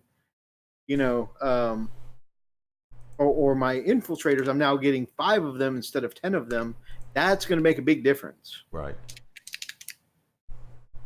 All stuff to look out for, though. I mean, Yeah. there is still some potential to be really awesome with this. I'm just looking at some things that already are making me wary. Right. And I'm not trying to be part of the we can't have nice things because people are going to bitch crowd. I'm just looking, I'm being cautiously optimistic. Makes sense. Sometimes we ride the hype train too early and we're like, this is amazing. Yeah, and then we get it and we're like, oh, this actually isn't amazing. Right. Yeah, it's like, you go to Disney World or Disneyland and Small World, one of the little rides, right? It's like, oh, I can't wait to ride that. I'm like, this is totally uneventful. This sucks. All right, you ready to do the next one? I'm ready, my brother. All right, so this is. Let us know down in the comments below whether you're part of the live chat or watching back through if you think you will be getting either of these tanks. I am definitely. Freak and I have already discussed it's getting some of our money. Yep, most definitely. The Eben Kasheg Terminators. So when these were first announced, we got to look at these as in this, basically saying that they were in the works. Yeah. So these are the White Scars Terminators. And I remember when they first came out, we were like, can White Scars have black armor? And it turns out they have these all specialized Terminators that all have black armor. So they do, and they look amazing. They do look amazing. And I just finished the book Scars, all about the White Scars. Man, I love their culture. I love basically their whole, their book was pretty fantastic. I'll be honest with you. Part of me is just like, man, I almost wish I'd found out about this, much earlier in my hobby career. But then again, I think if my first army were white armored Space Marines, I may have given up on my artistic journey much earlier. I have to agree with you there. Yeah, I mean, you could have incorporated the black, with the Terminators, but definitely the white would have probably put a damper in your. White armor's not an easy thing to paint, guys. Not at all. Now, you got any tips for me? Let me know. Just a tip. Anyway. Just a tip is everyone's favorite game. Oh, gosh. I only say that because it gets on my wife's nerves. Maybe the Executioner will get Archer's money. That's awesome. Yeah. Not Dixie there. Those look so cool. I mean, what are they, like a type of scythe or something, or it's just? No, it's they're all Asian themed, so that's more like a naginata. Okay. Oh. Yeah, man. Damn. Yeah, it's pretty epic. Looks really crazy. Yeah. So in the book I was just reading, all of the Khan's bodyguards had the naginata like that and stormbolters. And man, they were pretty epic with them. Except for, of course, the one that was like his number 2, the lead bodyguard guy. He had like they are mostly Mongolian themed. You are correct, but if you read some of their lore, some of them have like, they've got like little references to things that are some parts of it like seem Chinese in inspiration, and some of it seem Japanese in inspiration. So while they are mostly Mongolian themed, it's like they went ahead and pulled a few snatches of Asia in general Yeah. there while working on them. Well, I mean, you can look on the armor. You know how that their armor, like especially in Japanese, old Japanese Yeah, the culture. segmented kind of look to it. Yes, yeah, that's exactly what we look at. And if you look at the design on that, or that right or on the left shin guard, that, yeah, it does definitely gives you more of a Japanese feel. So you are correct. They are mostly known for their speed attacks, but the Khan himself prefers to be on the ground. That's why the Terminators are there. They're like his elite bodyguard unit. What kind Because of movement are those? The Khan, while he prefers that the majority of his army is a speed attack force, when the Khan goes into battle himself, he basically wants to be on the ground, and his sword form is an art style. And so he's very based on ground combat. That's why he's got these special Terminators. It's basically to guard him. The Power Glaive. By the way, I love Power Glaives. I wish they were in 40K. I've painted them up for a couple of commissions so far, and I just every time I paint up one of the Power Glaives, I'm like, man, I wish I had this in my army. They just look cool. I mean, don't get me wrong. Strength +1, AP 3. Okay, which is, I mean, still, it's not great. AP 3 would be equivalent to like an AP -2 in this edition. It's not great. It's kind of similar to a Power Axis stats, but they look cool. I mean, yeah. We have Force Glaives. You're right. You're right. But yeah, they look cool. Man, this is just like I wanted to buy a set of the Blood Angel Paladins. Yeah. Just paint them. I want to get a set of these two. In the end, I think I'm going to have each army's special bodyguard unit. Right. I could see that. That's worth collecting. That's for sure. Yeah, I mean, it'd just be cool to paint. Plus, I mean, being an Asian guy myself, I feel like I should pay some kind of homage to, this Asian-inspired army. It's pretty cool. Okay. Moving right along. All right, next one. Running out of time here. Apocalypse. The Apocalypse. All right, so the Apocalypse here, we're going to talk about a little bit because it's a pretty cool announcement.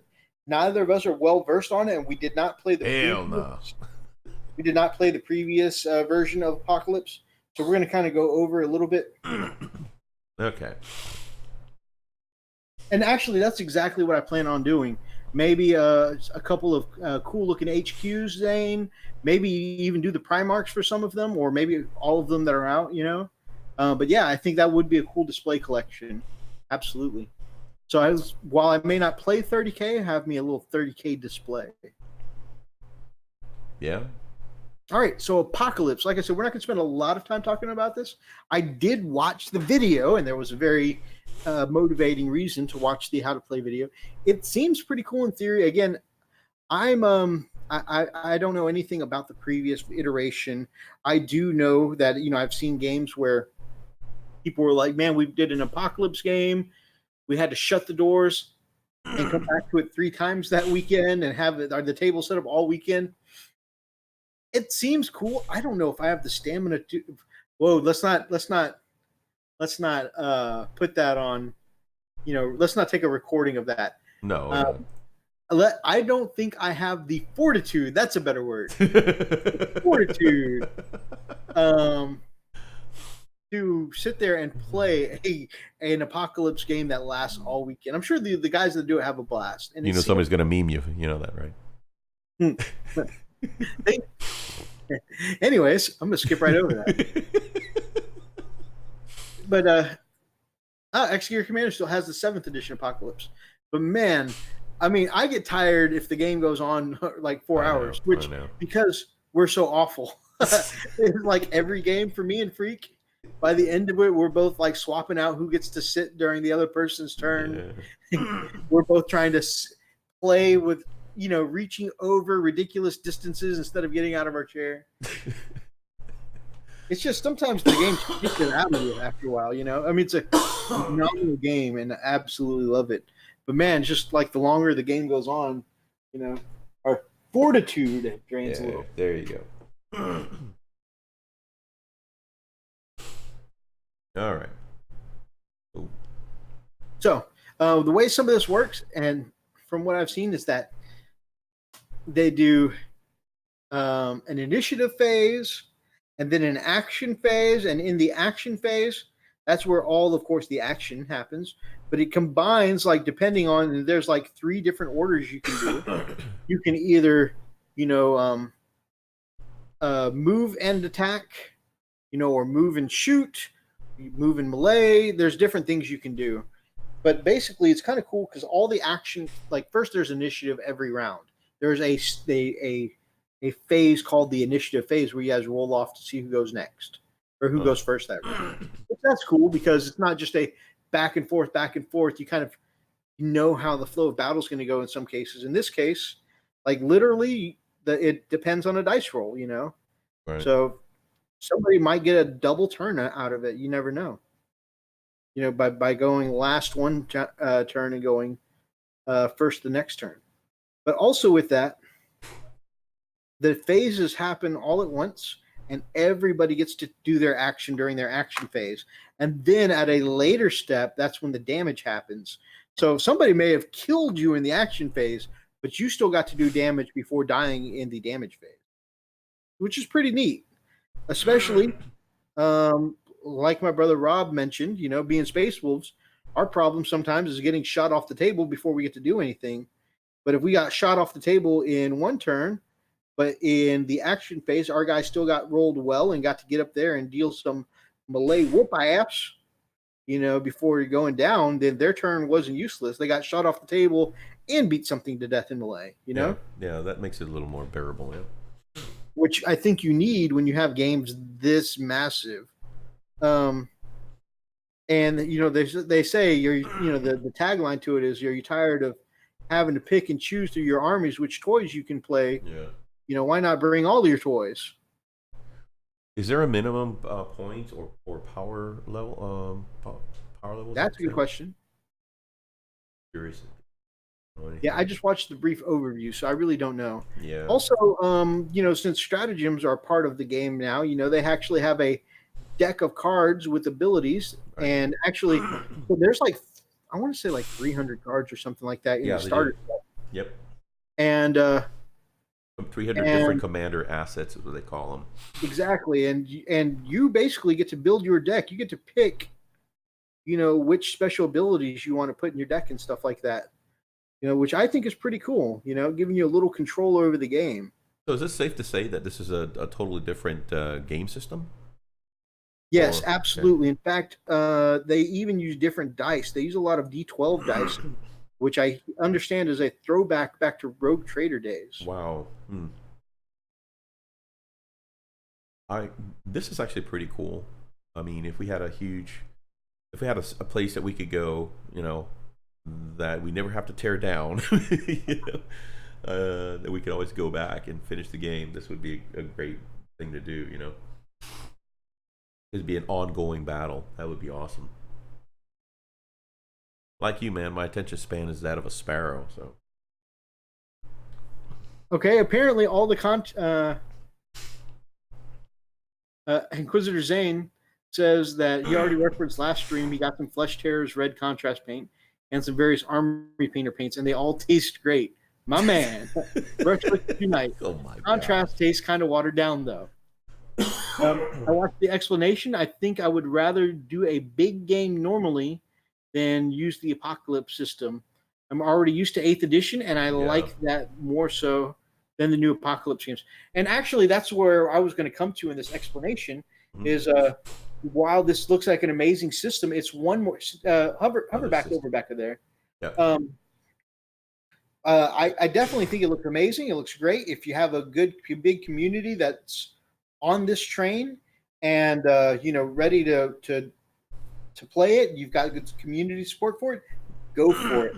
Yeah. I don't think we'll be playing Apocalypse because, Yeah. first of all, Freak and I still frequently get 8th edition rules wrong, and so like I said, it's better for us to focus on one rule set right now. Yes. So true. And second of all, we have trouble finishing 2,000-point games, or even lately, like our highest games lately have been 1,750 or 1,800. Oh, We're that's rough. finishing those games. I think moving on to a bigger scale with these two slow guys is just going to be even worse. I think. Although we did pretty good when we streamed, because we got a. We did do well when we streamed. 1,200 seemed like it went pretty well.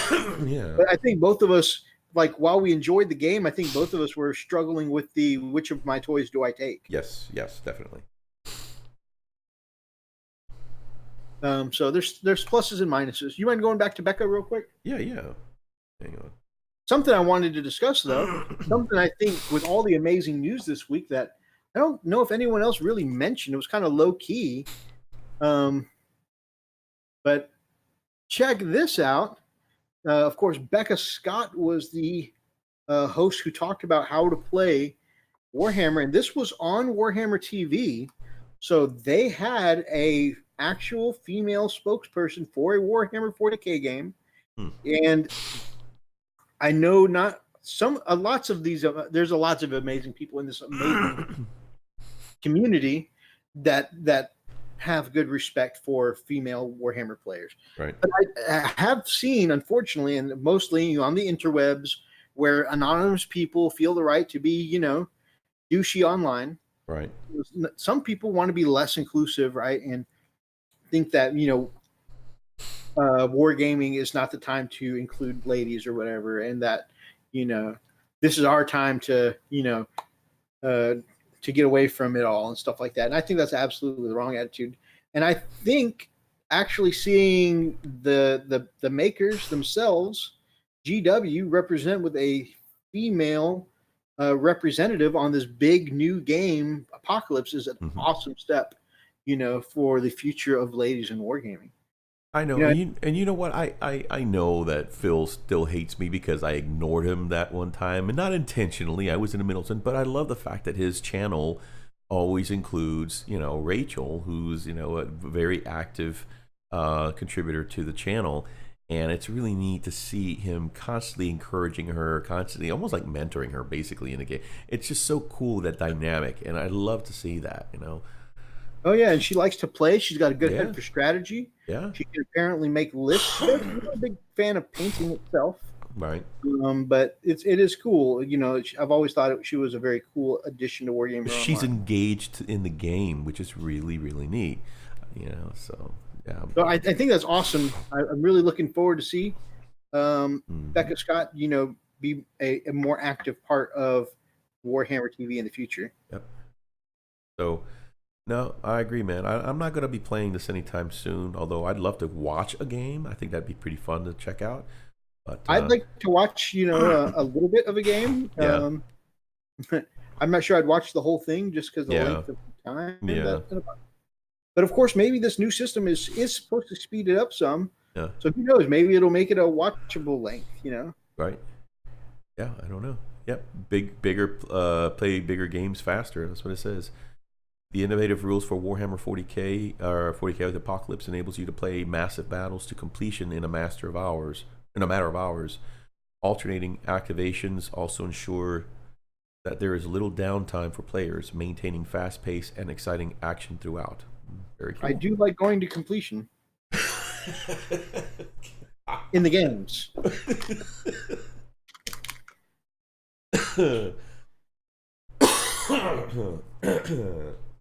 Yeah. After all, Freak and I have had many times where there's been a whole room full of us playing at the game store, and we've gotten the guys, it's past 1 o'clock, everybody pack up now. I know. Sorry. Getting kicked out. Yeah. Guys, it would be in mid-battle report. Okay, guys. So that was round 4. We're actually packing up now because we're being kicked out. But that was a great game, Freak. Right.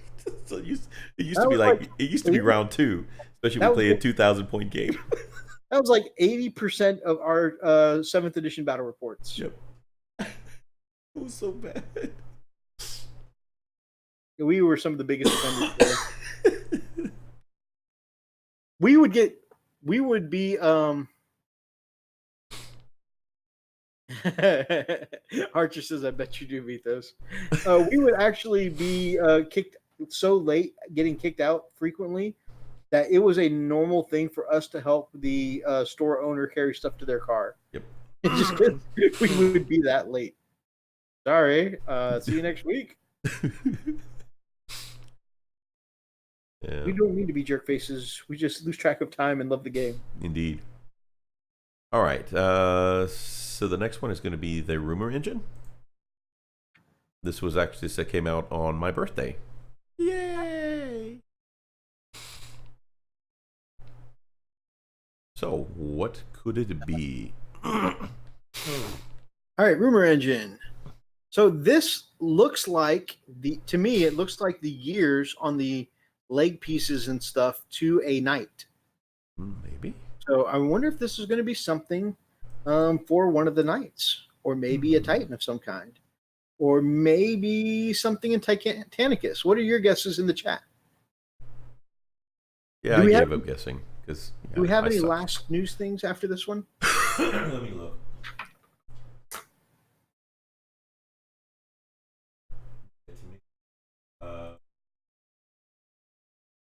Oh yeah, it's just a recap of. Okay, cool. Which we just talked about. Yeah. Okay, then in that case, yeah, a Titan engine, quite possibly. Okay, so Running Bear sent us a list that I want to read over real quick in lieu of that last. Actually, sent us two lists. Okay. And since we're getting off of right at 11 tonight, I just want to jump straight to that. So you guys let us know what you think it is.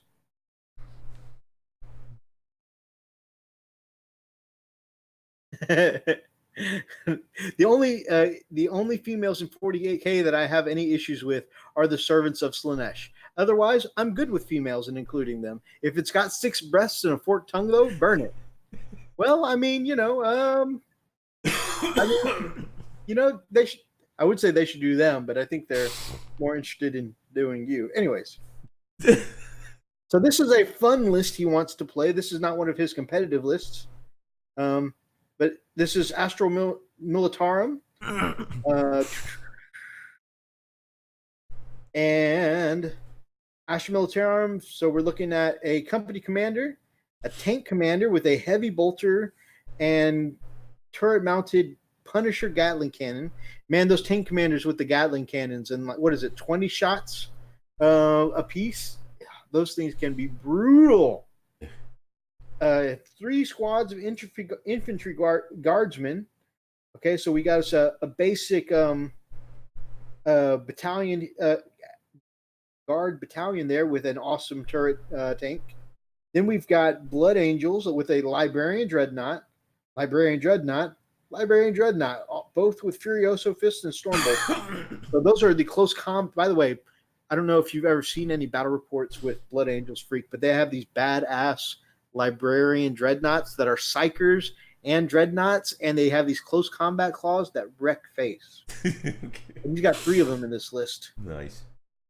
He's got 3 squads of scouts, keeping it cheap. Scouts with heavy bolters. That's the way I told you. I think I'd want to run scouts with heavy bolters, and then once in a while using the stratagems for mortal wounds. Yeah, I'm never doing snipers. I don't know. It's just a waste, I think. Good. Yeah. Sniper rifles. Well, not with scouts. Now the assassins different. Yeah. Shadow Spear snipers are nice. Yeah. Oh no, I know. But you get better stats with them. The scouts are useless with those sniper rifles, brother. Let's see. So that's the Blood Angels. Oh, and some Space Wolves in this list with Bjorn, Chaplain Venerable Dreadnought, and Chaplain Venerable Dreadnought, all with close combat weapons and storm bolters. Nice. So that's pretty epic, and that is like an all that is some Imperial Guard, and then almost an all Dreadnought list of Blood Angels and Space Wolves that are all melee built to just beat the shit out of something. That's going to be awesome.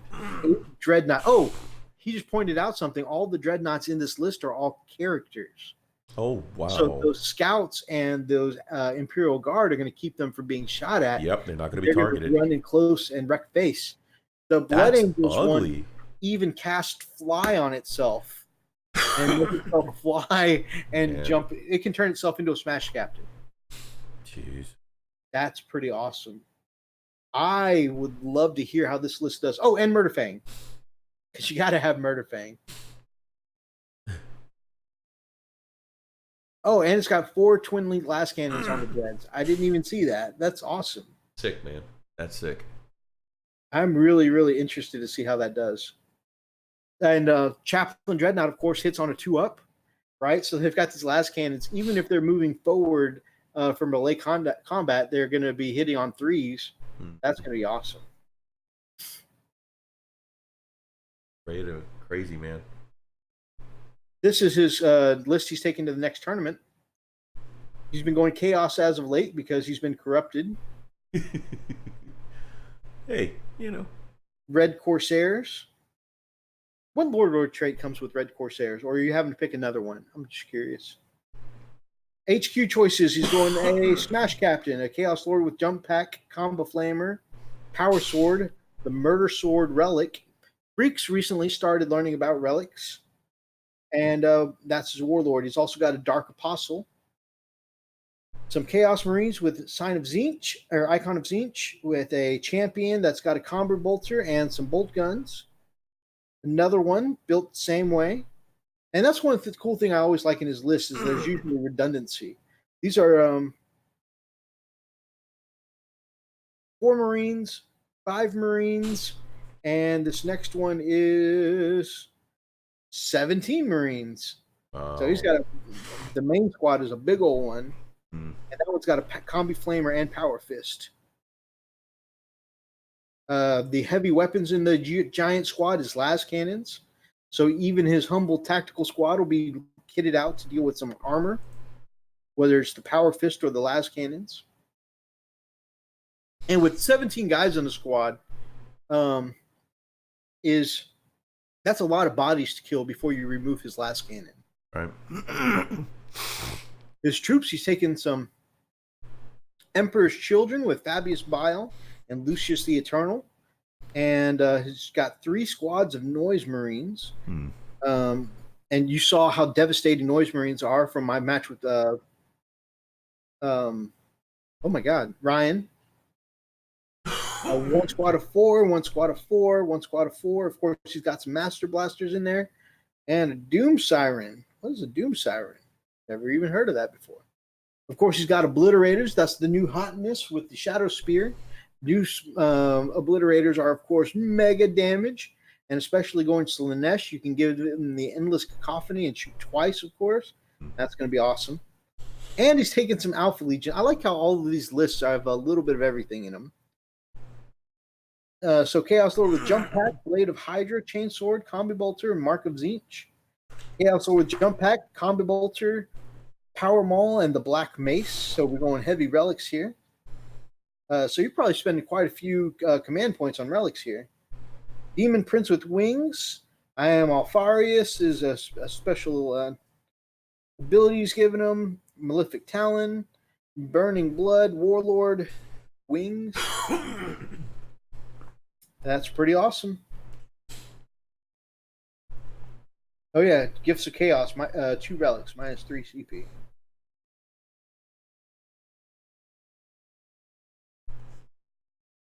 So it looks like you got some really great fire support there and a lot of bodies for them to chew through, a lot of objective taking, but you also got some power there with the Demon Prince, all the Smash Captains, lots of relics, las cannons in there. Seems like you got a very well-rounded list, my man. And of course, with the Demon Prince, you got some flying in there, so that way you can punch airplanes to death out of the air. Right. Oh yeah, plus Alpha Legion's ability. You have to kill all 3 characters to get the Warlord kill. That's pretty awesome. Recommended. Gordon Ramsay gets fed raw burger. I am confused. Well, you know, Warhammer, raw burgers, it all goes together. I know I could eat me a raw burger. I like mine pretty rare. I like my medium. I can hear Lily over there being grossed out because I like raw burgers. I love you. All right, guys. Those look like some pretty epic lists, Running Bear. Thank you so much for sharing those with us. Definitely let us know how those do. I'd love to, discuss how that went in our next chat. Again, we'll keep you guys posted. You guys can keep up with us on our Instagram and our Facebook. somewhat of our Facebook page, but definitely in the Wargamers Unification group. We'll let you guys know if there will be a show next week or if we'll be postponing until the week after. Everybody give Freak a hearty happy birthday because his birthday was technically on Tuesday. Many of you said nice things to him on Tuesday. I appreciate that, by the way. Huh? I appreciate that, by the way. That was actually cool. A lot of people said. Absolutely. Really good on the community. But definitely, we're celebrating tomorrow, so definitely happy birthday to him again. And whenever your birthday falls in the week like that, Yeah. you always do something small with the family on the birthday, but you don't really celebrate until the weekend. So it's almost like Inquisitor Zane, you did miss the words of encouragement, but it's almost like a week of birthday at that point because you get the one celebration, and then you're like, "This is my birthday on the celebration day." Speaking of, let me share with you. I went to a restaurant. I went initially one time to take my wife out to it. There's a little hole in the wall, but yet the food there, I'm serious, it was like, oh gosh, I don't know. It was not very big. As a matter of fact, it's in a storefront, right? And when we went there, we met the chef. We met the actual chef. That guy's a chef. And when he brought out the food, I couldn't believe that this is how it was being brought out. And let me just share with you, okay, this guy was very proud of his food. Let me just, I'm gonna put it here, the art of the week, because this was pretty freaking amazing. Okay, so let me find it here, guys. Bear with me. And I just could not believe how amazing this guy brought. And again, it's all about the presentation. And Mythos, you as a former, and I know you and Raz to like to cook. Here, check this out. Okay, this was one of the meals, and it was a salmon. I don't know what it was called, but it was perfectly cooked. It wasn't dry. It depends on where you go, right? Sometimes if you purchase a salmon dinner or meal, whatever, it's either cooked too much or cooked too little, right? And this was perfect, man. I mean, you can see just how well the presentation and the vegetables that he had on the side. Right? Sometimes when they serve steamed vegetables, they're really mushy, right? Right. Man, I don't. This guy did it right, and I don't like carrots, and I ate them. All right. That's pretty phenomenal. They look. I mean, that whole plate looks amazing. Oh man, it gets even better. Watch. So, the last one, which was the dessert, he calls it cuatro leches, which is an additional fourth milk, and this is what it looks like. So those of you who aren't from the Southwest Americas, of the Southwest U.S., tres leches is a common birthday cake in Hispanic communities, where they saturate 3 different kinds of sweetened milk into a cake, poke some holes in it, let all that juicy goodness soak into the cake, and you have a very moist cake. Yep. And it is very, very tasty, and it's actually one of my favorites. Yep. And they did a fourth on this one. When tres leches is not enough, you have exactly. I mean, and he actually grates this crumbly chocolate that's imported from Mexico, and he drizzle it on top. I mean, this is, again, man, just thinking about it, I'm like, it was so good. The guy was so awesome, the chef. He actually, because I told him I was going to come back for my birthday and get that, and he says, it's your birthday, it's on the house. I'm like, dude, freaking love you. I was rolling sixes that night, man. It was great. It was an amazing meal. Again, if you walk in there, you're like, this place doesn't look like a good restaurant. It looks like a dive. But man, when he starts bringing the food out, that's what it looks like. I never mind dives. I always find holes in the wall give me some of the best food. Indeed. It's super, super. Really happy with that. So, anyway, the place is called Rita's Cantina. Freaking amazing, man. Oh, Inquisitor Zane, I promise you, brother, I'm making myself hungry. Yeah. So good. I love my cake moist. You said that on purpose. I love every time, because some people of course, on the internet cringe when you say moist. I love that every time Miniac says moist, he actually cuts to a scene of him licking his lips at the screen going. I'm just like,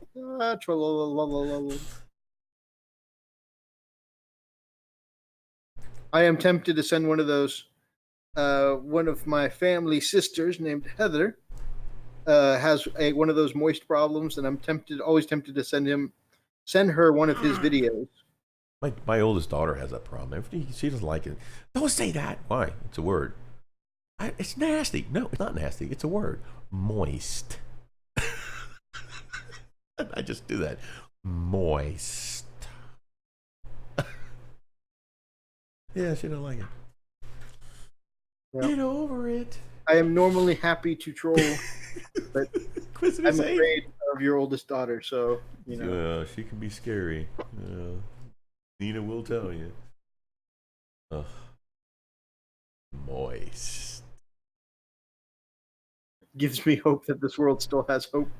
That's awesome when some stranger does something nice like that, makes you smile. You are absolutely right. Yeah. I definitely love seeing just good people being good people. Yeah, man. Anyway. Which I have to say, we've got some pretty fine people right here in the chat tonight. We have some amazing people in this chat tonight, brother. Thank all of you so much for joining us tonight. We're not done yet, bro. Huh? We're not done yet. Oh, okay. I know you said we had a hard target tonight. So. Yeah, but we still have Elstination to do, bro. We Come do on. still have Elstination. I mean, we can't leave that out. We can't leave without 100% true fact of Elstination. Yeah. Plus, our bro Inquisitor Zane here says he can't make it through the week without his word of encouragement. He got here a little too late tonight. Oh, well, you know what? Let's do that first, because I think everybody needs a word of encouragement, and then we'll do Elstination. Is that okay? Sounds good to me, brother. All right. So, without further ado, this is for Inquisitor Zane.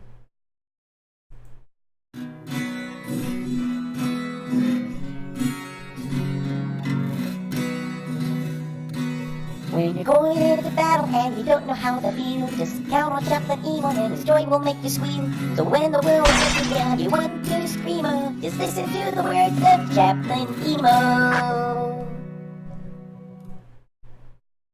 So with that, we of course want to ask Chaplain EMO,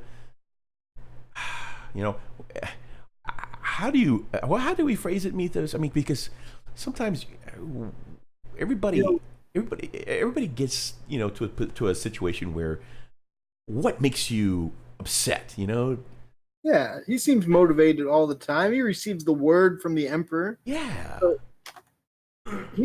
we need to share in his motivation. How does he stay motivated? What upsets this guy? Does anything ever get to a true servant of the Emperor like him? Good question. Let's find out. Men, someone had asked me if there was anything that could ever upset me, and my response was, yes, everything. Hey, have you seen my tatty? Where's my tatty?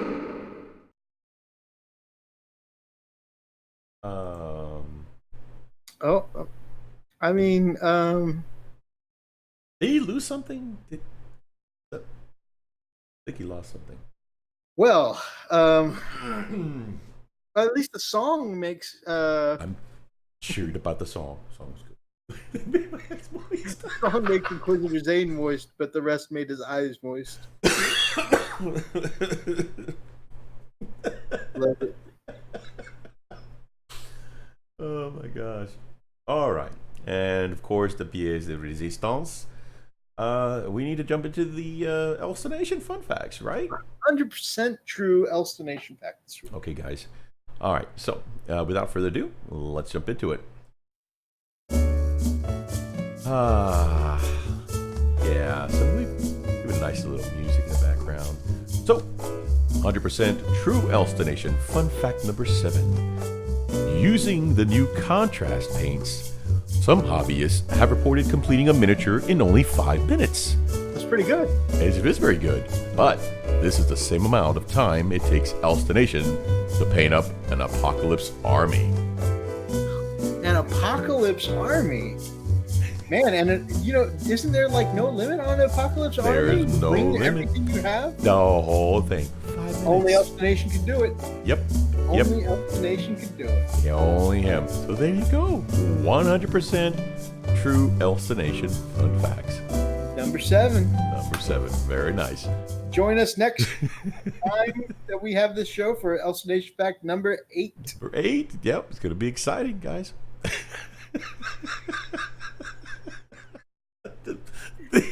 The elevator music was perfect for that.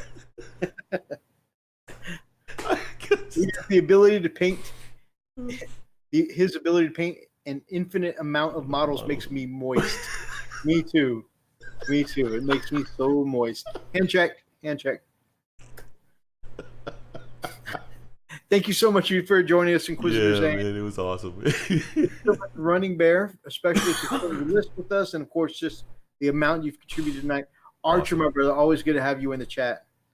Brother Brian, we had in the chat earlier. Thomas, of course, always bringing some awesome sidebar to the conversation. Of course, we had X-Gear Commander. We had Al Kirkham. yeah, And Brother Al. on the Outcast, real champs tonight. Nina Chick was here for a while. Awesome. Dark Light Dreamer.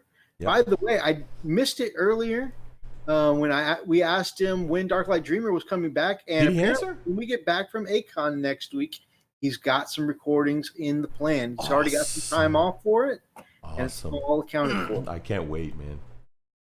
We had Atlas in the chat. Forge the Wild. Very cool. Very cool. We had Robert Espinoza. And that is everyone. So thank you all so much, everyone. Really good, man. It was a good stream.